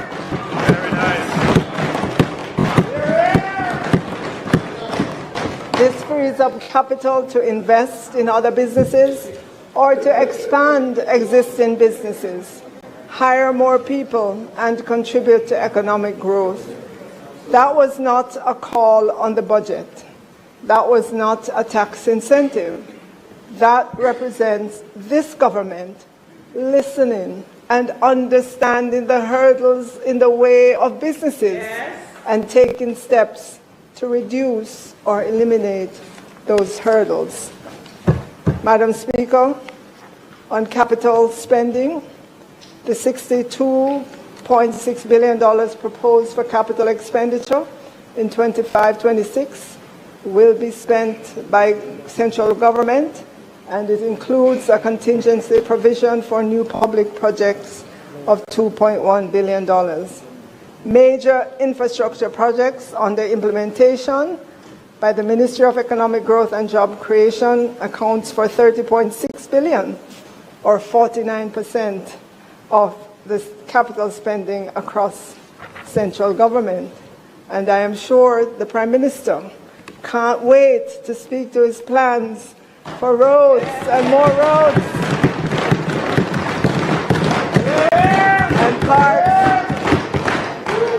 and parks and more parks. That is in the budget.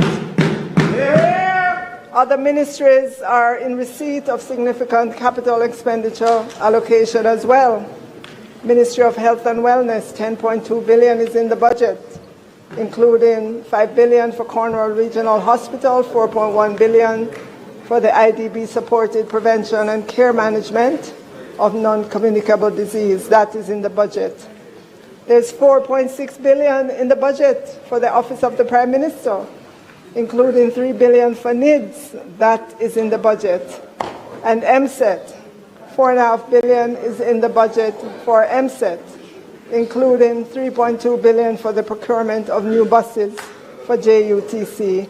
That is in the budget, and I'm sure Minister Vaz will speak to that. And there is much, much more in the budget for Ministry of Education, $4.2 billion, including $1.7 billion to the primary and secondary schools infrastructure project. That is in the budget.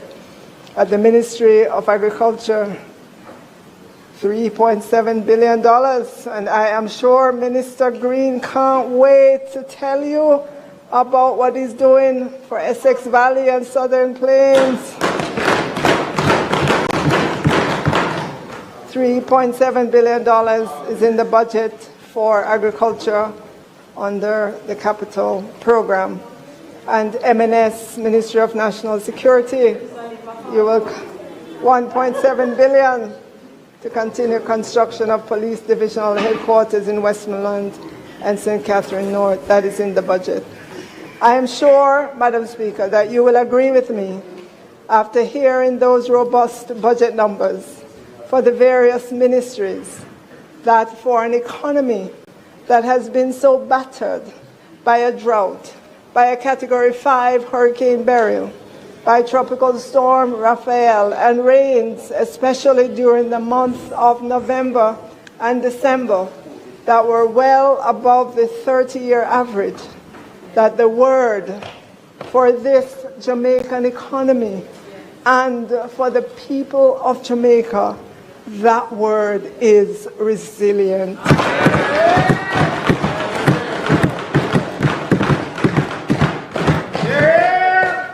Madam Speaker, we must continue to put in place everything that will bolster our resilience as a country and as a household. During the new fiscal year, we will bring to Parliament legislation for micro-insurance. Madam Speaker, not every Jamaican can afford the premiums for traditional insurance sold here in Jamaica, and so we have to meet the people where they are. Madam Speaker, micro-insurance legislation has been talked about, but I give my commitment that micro-insurance legislation will be passed in this new fiscal year.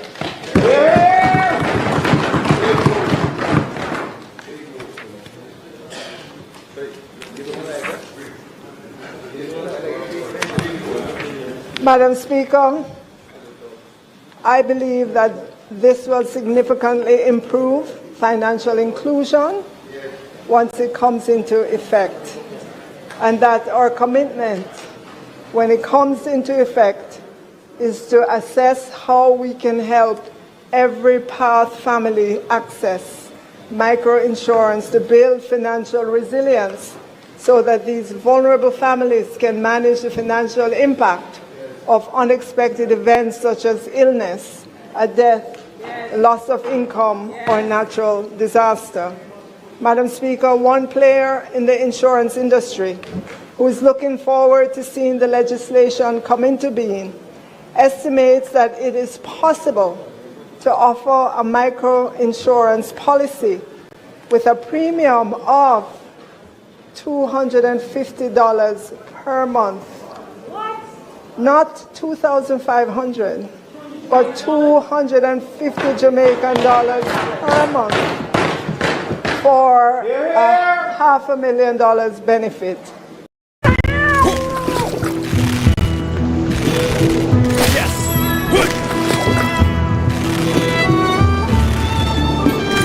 Wow.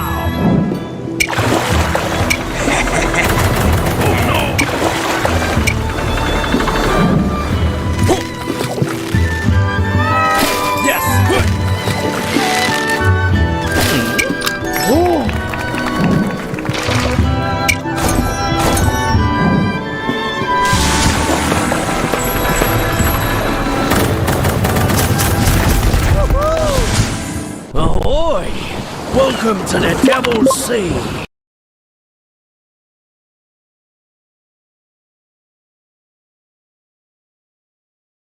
Industry will be repealed and replaced as a means of updating the legislation to ensure that it is fit for purpose.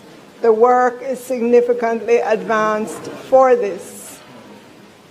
If you look at the history of this, it was enacted in December of 2023, but it has not been able to take effect just yet because there had to be some significant rework. By Cabinet Decision number 38/19 dated December 2, 2019, the Cabinet granted approval for the issuance of drafting instructions to the Chief Parliamentary Council to amend this Act. We have been working on it, Madam Speaker. Given the vast economic benefits that the Act is intended to achieve for Jamaica, it is imperative that the Act finally be operational so that the country can reap the rewards from the framework that it established to support large investments and economic development. There is one investment that is waiting for this Act to be passed, and that is the Harmony Cove Limited Development Project. This investment in Jamaica will be $1 billion. We will bring this legislation to Parliament before the end of this fiscal year. This investment is too huge to wait another day. Madam Speaker, Phase 2 of the private pension reform process, referred to as the adequacy phase, seeks to address issues such as the locking in of members' compulsory contributions, vesting of members in relation to benefits derived from the employer's contributions, portability of pension benefits, and allowance for dependent disability pension. This Phase 2, Madam Speaker, has been talked about and dreamt about for a very, very long time. I can recall during my private sector days more than 15 years ago that I was part of several pension working groups. Pension Phase 2 is important, and so I will prioritize this legislation in this upcoming fiscal year. Madam Speaker, in order to continue the innovation in our financial sector, we will quickly pass the Virtual Asset Service Provider Bill legislation, a critical piece of legislation which is not just a regulatory necessity, but an economic imperative for the future of Jamaica. The bill represents a pivotal step in modernizing our financial sector, ensuring our compliance with international financial regulations, and positioning Jamaica as a leader in fintech innovation within the Caribbean. Madam Speaker, Jamaica must pass this Virtual Asset Service Provider Bill to ensure compliance with the Financial Action Task Force, FATF Recommendations 15 and 16. Our financial system must meet global standards on anti-money laundering, AML, counter-terrorism financing, CFT, and the prevention of proliferation financing, PF. This legislation establishes a robust legal and regulatory framework for virtual asset service providers, ensuring that those businesses operate within strict licensing, supervision, and enforcement guidelines. Madam Speaker, beginning with this budget speech, and I will announce shortly, will be the start of our initiatives to encourage local taxpayers to bring home to Jamaica their business income and business activities, including associated businesses and employment. as well as investment holdings that have been established in or transferred to other tax jurisdictions. A Cabinet submission detailing this will be in front of Cabinet shortly for its consideration. And Madam Speaker, I have to be true to the financial sector. In all our contemplations, Madam Speaker, we have to engage with the financial sector around the vexed issue of the asset tax, which they were told by the other side would be temporary. Some ideas have come to me from the financial sector on how we could begin to scale this back. I gave a commitment to review them and work with the sector on this issue. And there are many other ideas that came to me from the financial sector with regards to new products, efficiencies, and so on. And I will begin that engagement with the financial sector. Yeah. Madam Speaker,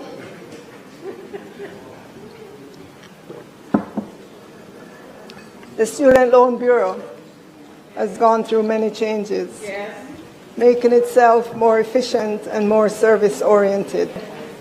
It is working to move itself to another level, a higher level, with a new and improved customer platform, which should have been launched in 2022, but is now targeted for the first quarter of the new fiscal year 2025-26.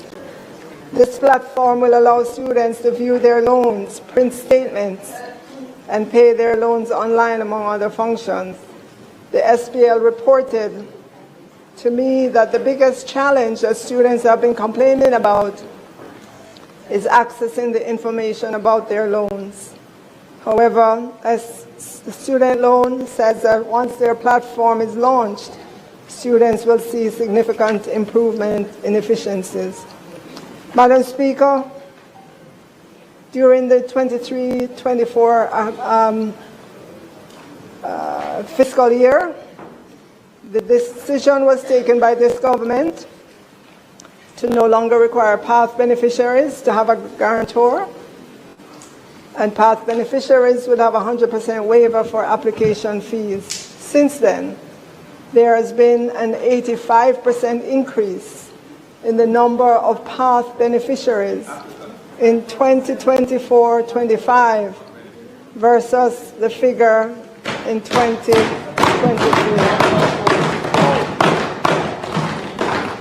Madam Speaker, I want to put on record this government's commitment to improving the offerings from the Student Loan Bureau by the beginning of the school year in September 2026. A Capri study has given us excellent suggestions on how to modernize the student loan offerings. We are committed to doing the overhaul of the student loan system and will engage Capri as we start that process this upcoming fiscal year. But so, Madam Speaker, to let Jamaicans know our headspace and where we're heading, we are committed to an increase in the loan amounts that students will be able to access, and for the disbursement to include not just tuition, but also housing, books and supplies, the cost of a laptop, and a stipend for meals. We are also committed to a meaningful reduction in interest rates on the various loans, and we are committed to longer loan payment periods. As you can see, Madam Speaker, these would be significant changes to how the Student Loan Bureau operates currently. And so we have to work with the Student Loan Bureau to be able to launch these initiatives for the new school year starting September 2026. It's going to take time to implement these changes. The student loan is building bridges and transforming dreams. But while we wait for those changes, this government, through the Student Loan Bureau, will be offering to new students a longer repayment period of 10 years instead of the current 7 and 5 years.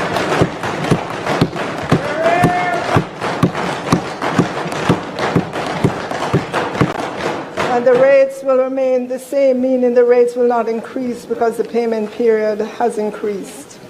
We are starting with that one step, Madam Speaker, and will work rapidly to ensure the systems are in place to roll out the new loan offerings to make the lives of our tertiary students better and allow them to focus on attaining their educational goals to benefit themselves, their families, and Jamaica as a whole. The student loan is building bridges and transforming dreams. Madam Speaker, you may recall that earlier I highlighted the $2 billion that is in the upcoming budget for the DBJ for on-lending for many small businesses. In addition to that, Madam Speaker, we're also raising the GCT exemption for small businesses from $10 million to $15 million.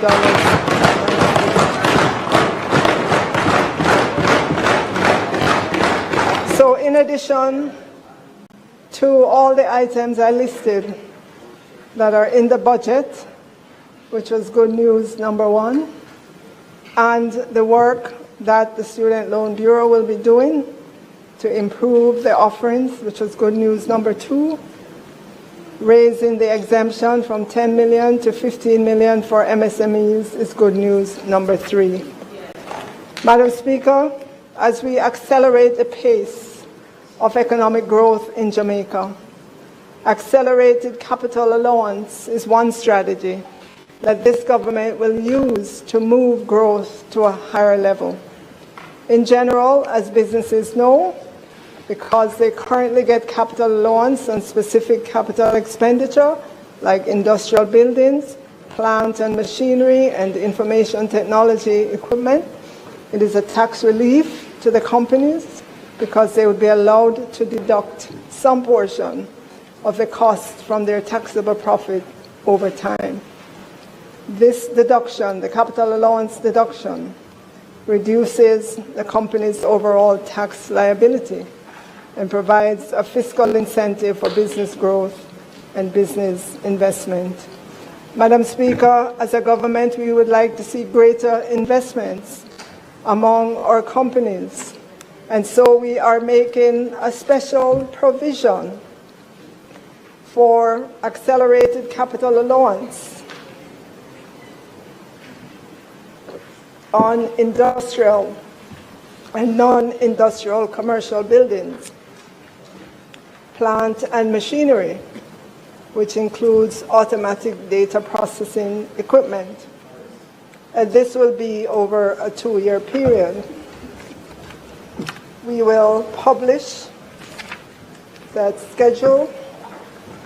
It is kind of too detailed to read out right now, but suffice it to say, it gives significant accelerated capital allowance over a 2-year period.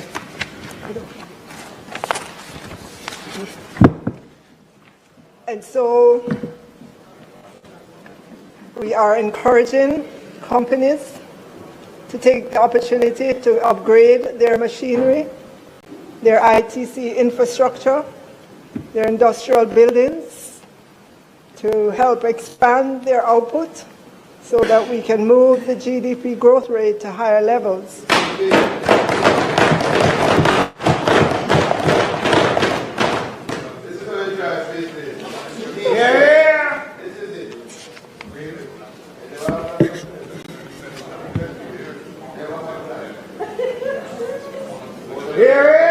So as an example, Madam Speaker, for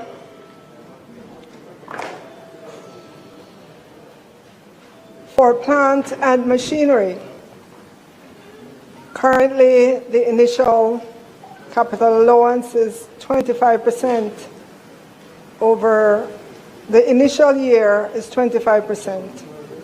The period for the capital allowance for machinery is 8 years under the current regime. So the annual capital allowance would be 12.5%. We are moving that to 40% in year one.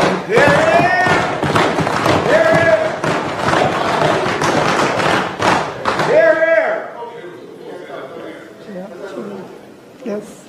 So the details, Madam Speaker, will be published for the companies. And that is good news number 4. Madam Speaker, this government believes in the stock market to create prosperity for the people of Jamaica. Like someone wanted to lock it down. Yeah. If you recall, Madam Speaker, the Honorable Edward Siaga inaugurated the Jamaica Stock Exchange in 1969 as the Minister of Finance and Planning. The Jamaica Stock Exchange was one of the many financial institutions that the former Prime Minister and Minister of Finance created to help the Jamaica's capital market. Madam Speaker, history recalls that he took part in the first transactions by purchasing shares through 2 brokers. History also recalls that he wrote up the transaction on the board. If you look on the screen, you'll see the picture where the exchange dealings were recorded. In those days, we did not have the kind of technology we have today. Mr. Siaga's goal for the stock exchange were to help companies in Jamaica by opening up the capital market to allow Jamaican investors to participate in these companies, to enable private companies to go public. On February 1, 2008, this government clearly continued its strong support for the stock market as a whole. But more important, for the establishment of a junior stock exchange. I go further, Madam Speaker. It was this government, under the leadership of the Honorable Bruce Golding, that facilitated the launch of the junior market on April 1, 2009. Sadly, Madam Speaker, despite the clear success and the positive impact of the junior market, we witnessed the shockwave when the then Finance Minister announced in this Parliament on October 12, 2013, that his government would phase out the Jamaica Stock Exchange junior market benefit in 8 years. In opposition, in 2013, the shadow spokesman on finance, MP Audley Shaw, clearly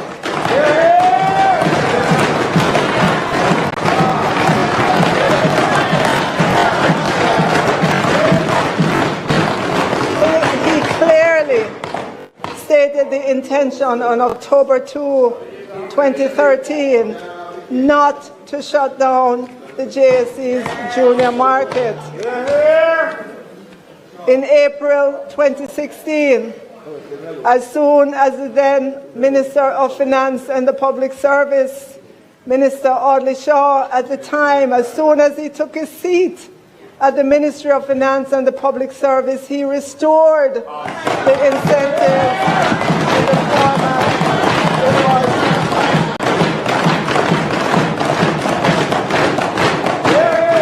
Today, Madam Speaker, the junior market companies have paid over $1 billion of statutory deductions, 1.6 billion of GCT, and 1.6 billion of PAYE. And, Madam Speaker, as soon as the chart comes up on the screen, you would see that those junior market companies have raised in the equity market $20.2 billion.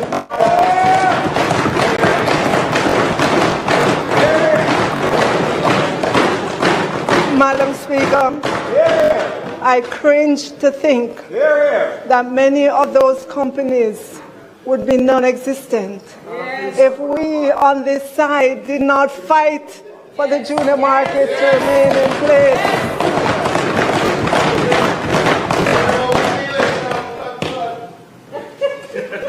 On January 14, 2025, I brought the legislation to Parliament to expand the junior market benefits that former Minister Clark had announced during his budget speech in March 2024.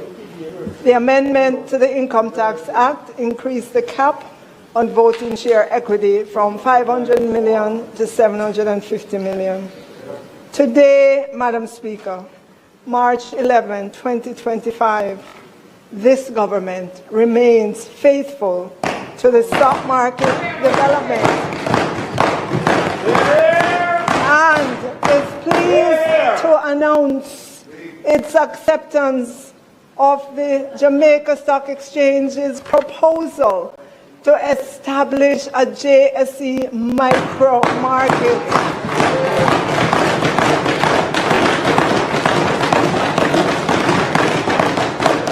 I will move with haste to name the Technical Working Committee that will include the Companies Office of Jamaica, the Legal Fraternity, the Security Dealers Association, a member of the PSOJ, and of course, representatives from the JSC and Ministry of Finance and the Public Service.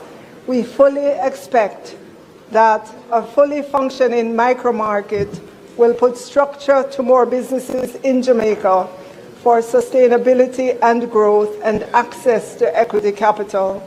We will begin these meetings of the Technical Working Committee as soon as we start the new fiscal year.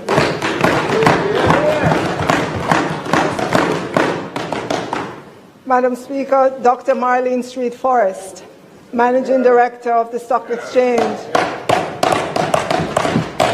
She's in the gallery, and she has indicated that the JSE has identified over 250 micro and small businesses in Jamaica that are in need of equity funding and are reasonably organized but unable to go public because they're not yet at the level to meet the requirements of the main or the junior market.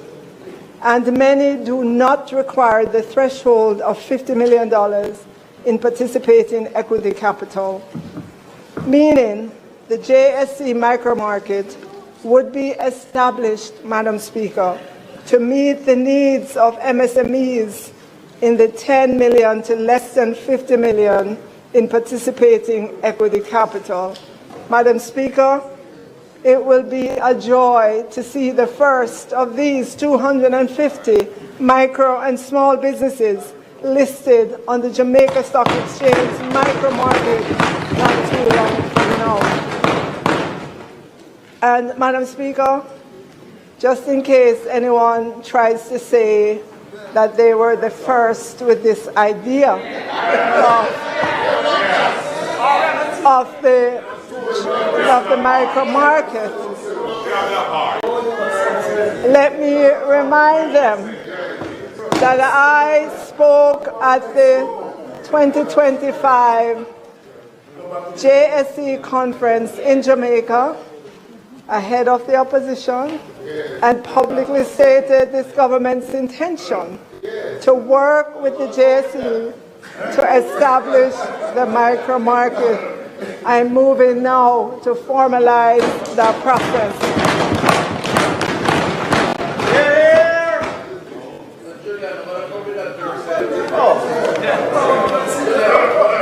Madam Speaker,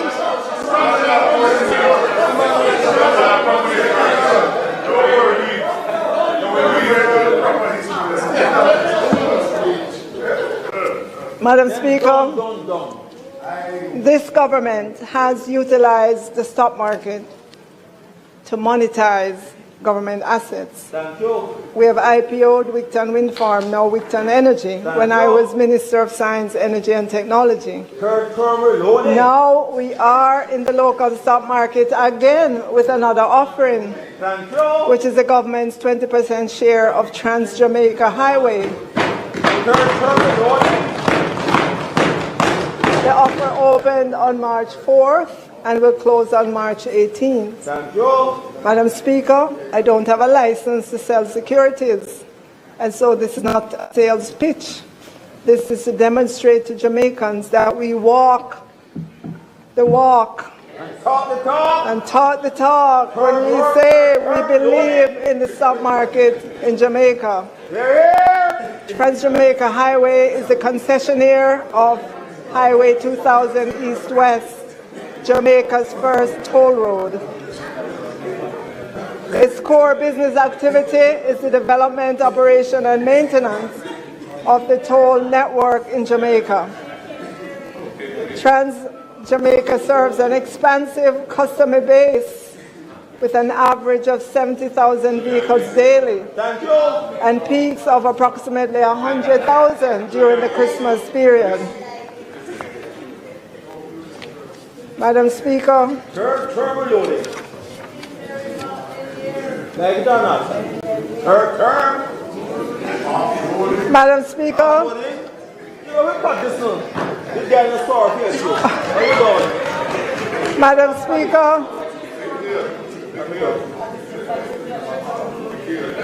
Madam Speaker, the government is seeking to raise up to $6.3 billion through the offer of 1,750,700,000 ordinary shares at Jamaican $3.60. Good value. Right? Good value. And NROC has reserved the right to upsize the offer by an additional 750 million ordinary shares in the event of oversubscription. All we know is you have to get there before Tuesday, March 18, 2025, in order to get some of these shares. Madam Speaker, this government will continue to incubate and bring to the market sound investments for the people of Jamaica to create their prosperity. Here. And that, Madam Speaker, is good news number, you keeping track? 5. Good news number 5. Right. And Madam Speaker, the financial sector has given me many more ideas, but those ideas will require a sit down with them to understand everything that needs to be understood about those ideas. On the issue of dividends, Madam Speaker, in Jamaica we've had a difference in the tax rate on dividends for resident companies and individuals, so which is 15%, and for non-resident companies and non-resident individuals, it is 33 1/3 and 25% respectively. We are pleased, Madam Speaker, to announce that there will be one rate for resident and non-resident companies and individuals of 15%. I want to say to Jamaicans, when you hear non-resident companies and non-resident individuals, don't immediately think foreign companies or foreign individuals. They may also be companies registered abroad that are owned by Jamaicans. There are also Jamaican individuals who live abroad in countries that have lower dividend rates, that receive dividends from Jamaican companies. This benefit is one way to say to those Jamaicans who have companies abroad in jurisdictions with lower dividend tax rate than what currently prevails, We are saying to them, we are lowering the rate for you. Bring your capital back to Jamaica. And that is good news number 6. Good news number 6. So, Madam Speaker, again, to remind persons of the good news so far. Good news number 1 is what was in the budget for all our ministries. Good news number 2 is the immediate benefit to our tertiary students in terms of a longer payment period. Good news number 3, the $2 billion to TBJ for lending to MSMEs. Good news number 4, increasing the GCT threshold for MSMEs from 10 to 15 million. Good news number 5, accelerated capital allowance for any sized business. Good news number 6 is the launch of the JSC's micro market. Good news number 7, a dividend paying investment opportunity, Trans-Jamaica Highway. Good news number 8, reduced tax rate on dividends received by non-resident companies from 33.33% to the same as the local rate, which is 15%. Good news number 9, reduced tax rate on dividends received by non-resident individuals from 25% to the same as the local rate, which is 15%. And good news number 10, Madam Speaker, there is more good news.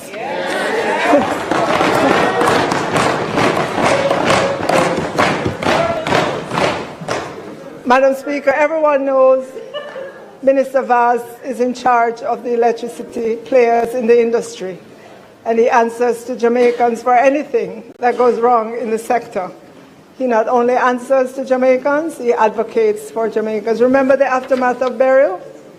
We were tired of hearing and seeing Minister Vaz calling on JPS to restore electricity.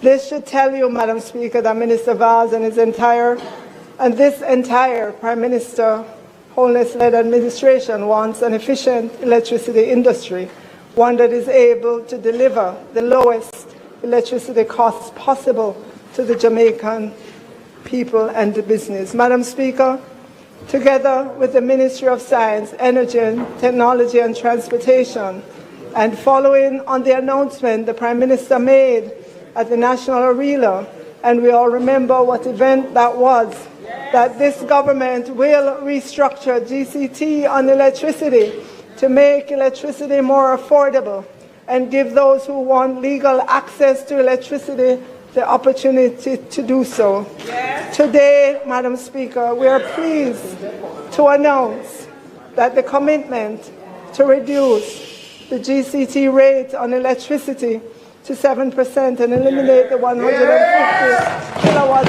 threshold for postpaid residential consumers is on track for implementation by the JPS starting on May 1, 2025.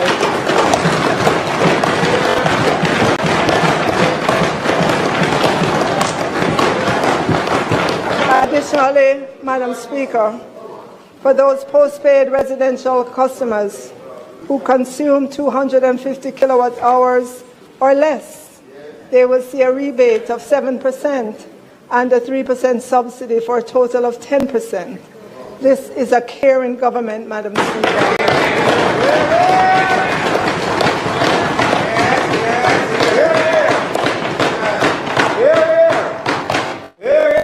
And a government of solutions. And I'm not done yet with Minister.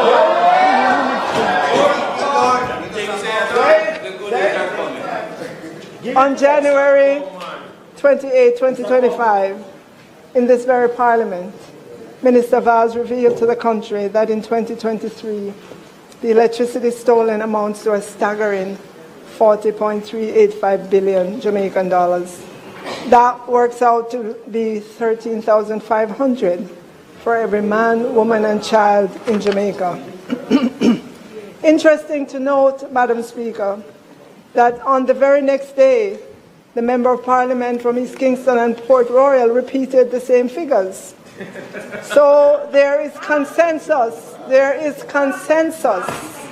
that the bill for electricity taken from the grid without paying for it is staggering. I will go further.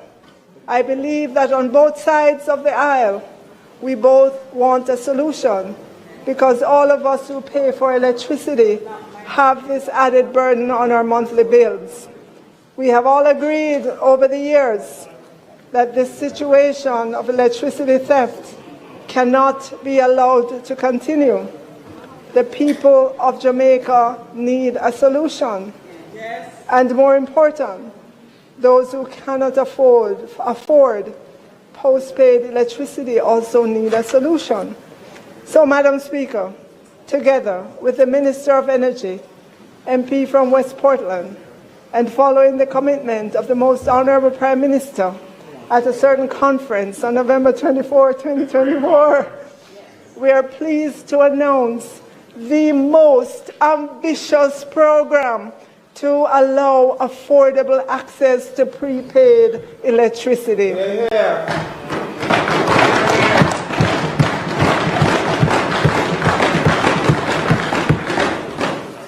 We announce the good news number 12.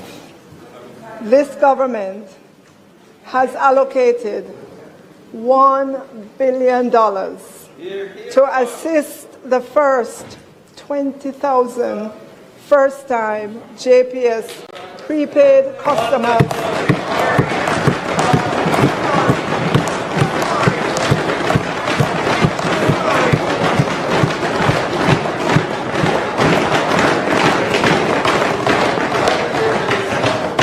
$1 billion, Madam Speaker, to assist to the JPS grid.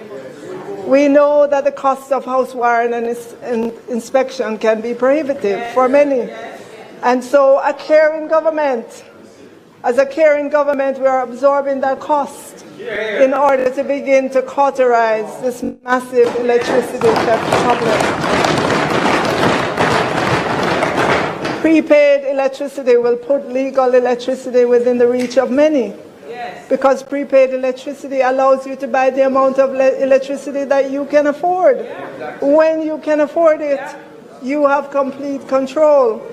You will be able to buy the card or the vouchers from hundreds of outlets across Jamaica. Just like how you buy phone card now, you may also be able to top up online as well. The technology will make it easy to incentivize uptake of prepaid electricity service. We have another good news. The first 20,000 new prepaid customers will get $4,000 credit per month for 6 months.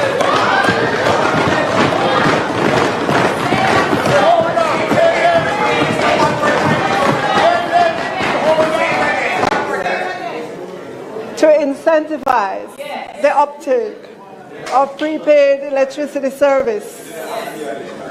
The first 20,000 new prepaid customers will get $4,000 credit for electricity per month for 6 months.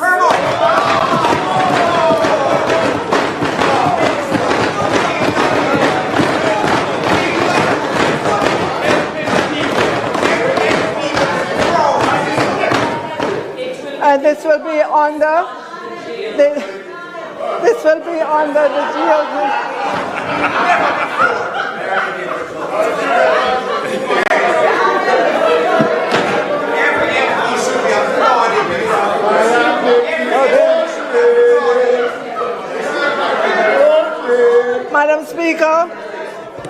Madam Speaker.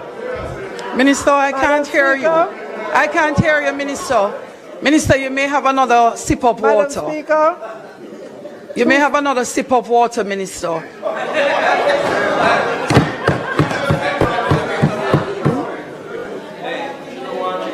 Madam Speaker.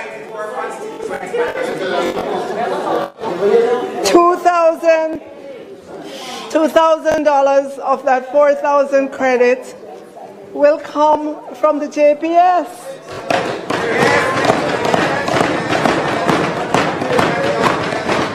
And $2,000 will come from government. The JPS and JSIF will identify the vulnerable communities and provide the sign-up procedures. To give a sense of the value of the $4,000 credit, it is worth 50% of the average monthly bill of a typical prepaid customer currently on the JPS system.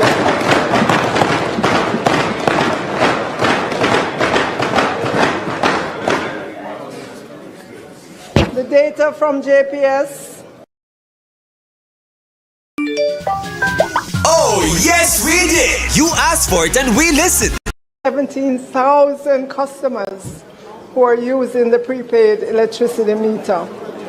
And so I say to Jamaicans, this is an offer you cannot refuse. No cost to you for the house wiring. And that's good news number 12. Sure? 12. No cost to you for the house wiring. Good news number 12. No cost to you for the inspection. Good news number 13. $4,000 credit towards your bill each month for 6 months. Good news number 14. No police running in on you to pull down the throw up. Good news number 15. Buy electricity when you need it and in the amount you can afford. $1,000, $500, $100, depending on how your money runs. Yes, good news number 16. What a deal. What a government. Madam Speaker, let me hasten to add that prepaid electricity is not just for vulnerable communities or persons not legally connected now. Any individual customer can buy the prepaid service, and the GCT on prepaid is also 7%. Good news number 17. We are a caring government. We are a government of solutions. Yes. We are a government of action. Madam Speaker, recently a concerned taxi operator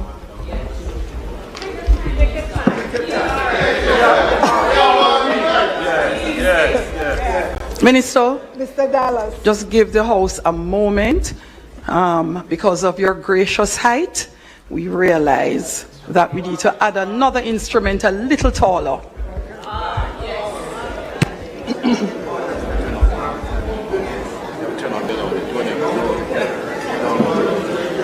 Madam Speaker,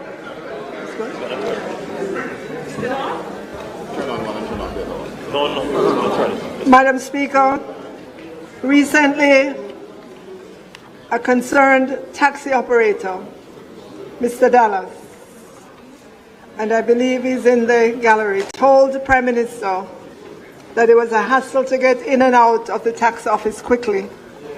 I encourage Mr. Dallas to try our online system to pay for motor vehicle fitness and then go to the motor vehicle depot. He could pay for motor vehicle registration and then go to a special window. He can pay for property taxes online as well. And I was pleased to note as well, Madam Speaker, that the Commissioner of Taxes reported that 80% of revenues are collected online. You can pay your traffic ticket online as well. But, Madam Speaker, while we strongly encourage the use of our online access, we recognize that it takes time to transition some people to the online world. And so I asked the Commissioner of Taxes to have a tax office opened in every parish on a Saturday to ease the congestion during the week and make it easier. We will announce those dates as those offices are opened on a Saturday in every parish across Jamaica, and in time, the parish of Portmore will get one.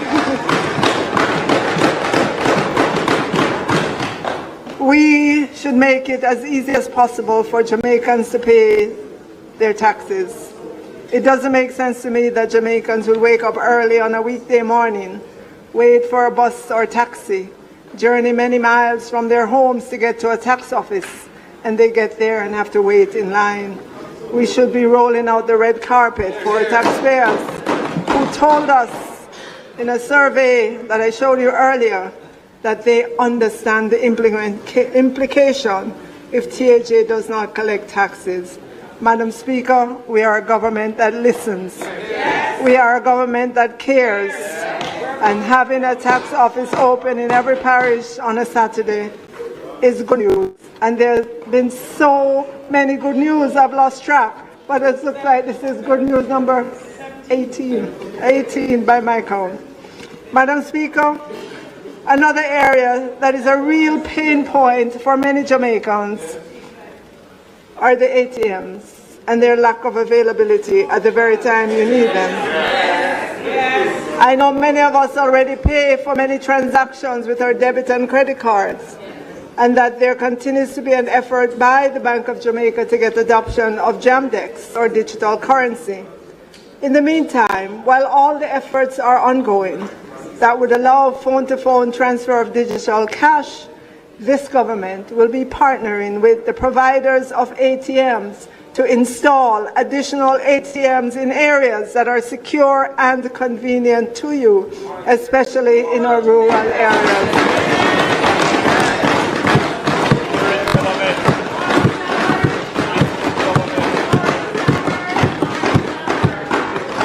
Madam Speaker, this government is listening.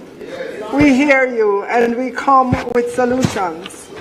Bringing an ATM near you is good news, number 19. Madam Speaker, the Chase Fund, since its inception in 2003, has awarded 4,909 scholarships valued at $829 million to more than 2,000 early childhood education practitioners and leaders pursuing undergrad and graduate degree programs in early childhood education, special education, literacy and numeracy, curriculum development, educational leadership, and educational administration at tertiary institutions. We have listened to our practitioners who have shared the many challenges they face in securing guarantors that affect their take-up of these scholarships and grants. This should not be the case for individuals who serve our country's youngest, who carry the responsibility of their holistic development. So moving forward, together with the Prime Minister, we have decided to move the need for guarantors for recipients of government scholarships and grants up to $2 million cumulatively.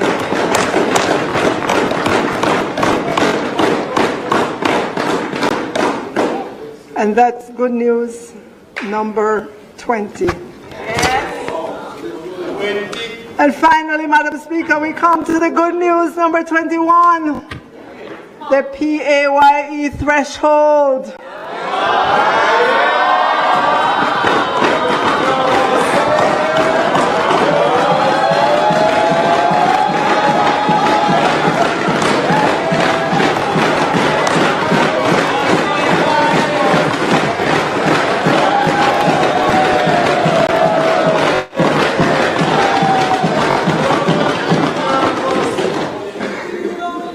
We're going there, Madam Speaker.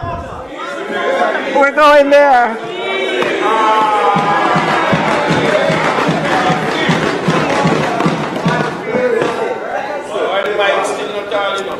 Madam Speaker, on seeking to be government in 2016, we told Jamaicans that we would increase the PAYE threshold from where it was to $1.5 million. I do not believe that there was anyone who believed that that could be done other than us.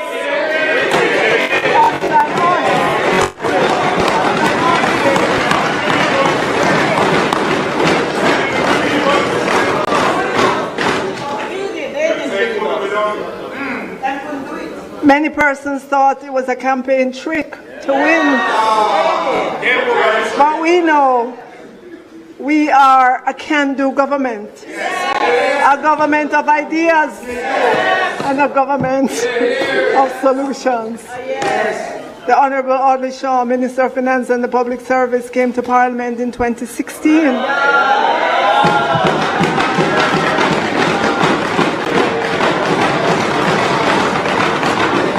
To make the announcement to increase the threshold to 1.5 million over 2 years in the famous phase it in.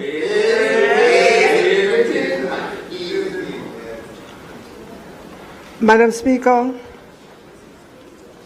on May 16, 2016, a company that often does analysis of government's revenues wrote that the increase in the tax-free threshold of 1.5 million per annum will have particularly positive implication for PAYE workers on low incomes.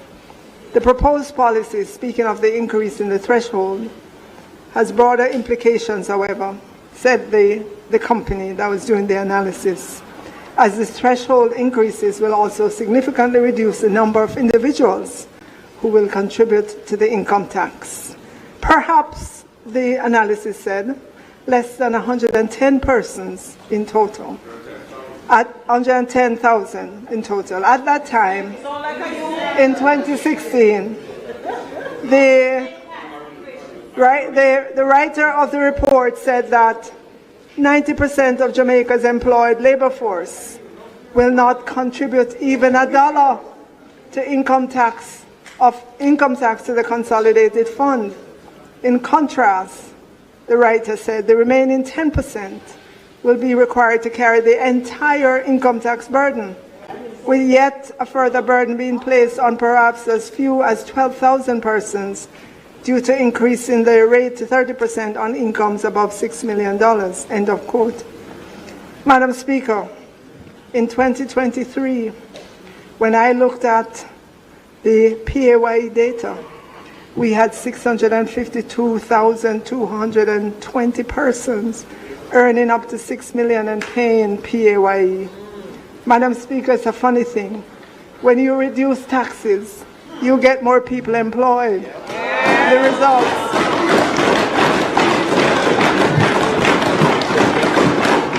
results are more revenues to government to build roads, provide water, infrastructure, invest in the security force, in education, in health, broadband infrastructure, and the training of our people. That equation has eluded some who want to run this country. They are talking about raising taxes. Recently, I saw a headline. JLP's query rejects Crawford's call for GCT increase as unwise and unconscionable. Senator Fitzhenley calls Crawford's tax to boost education a non-starter. Another one, Madam Speaker, seeking power. Another one seeking power wants to increase tax on imported food items. No matter how much they run and try to distance themselves from raising taxes by making it seem as if they didn't say so, or pretending it was a little joke, reducing taxes, Madam Speaker, reducing taxes is not in their history.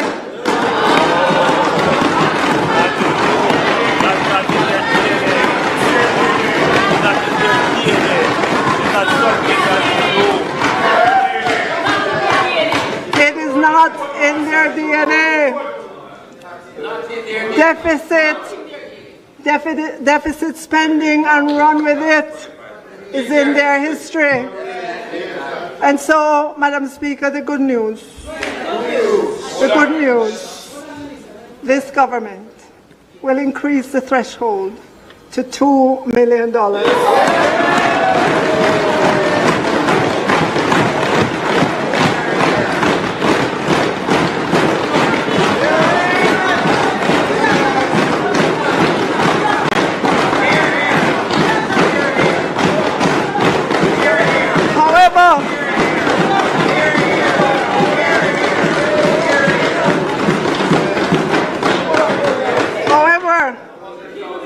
However, colleagues, remember, we are a responsible government.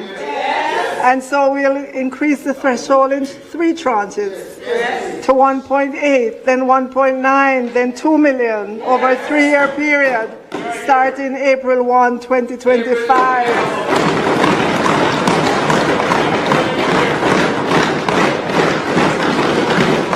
Doing it this way means our hard-working taxpayers don't have to guess and spell next year or the next year or the next year if the threshold is going to increase. When you have a stable economy, you can we are a caring government. We are a responsible government.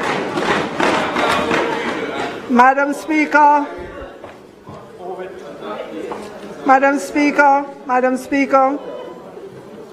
we could have run a deficit. For the first time in 10 years, based on our fiscal rules, we are allowed to run a deficit equivalent to no more than 0.3% of GDP, and that would still keep us on the path to 60% debt to GDP by fiscal 27-28. Madam Speaker, Prime Minister and I discussed this, and he said deficit spending would be a very bad signal to send to the world in an election year. So, Madam Speaker, there is no greater testimony to the high regards that this government has for the fiscal affairs of this country, and by extension, the people of Jamaica, than for Jamaicans to know that this government has steered a budget deficit in the face that we legitimately could run in an election year and said no thank you.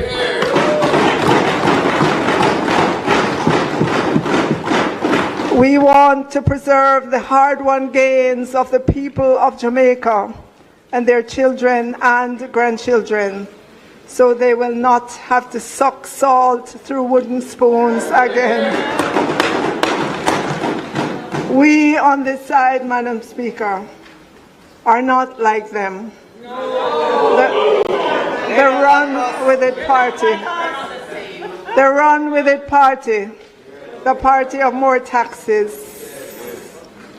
Madam Speaker, as I close my presentation, for fiscal year 2025-26, we come to the people of Jamaica with a balanced budget and no new taxes.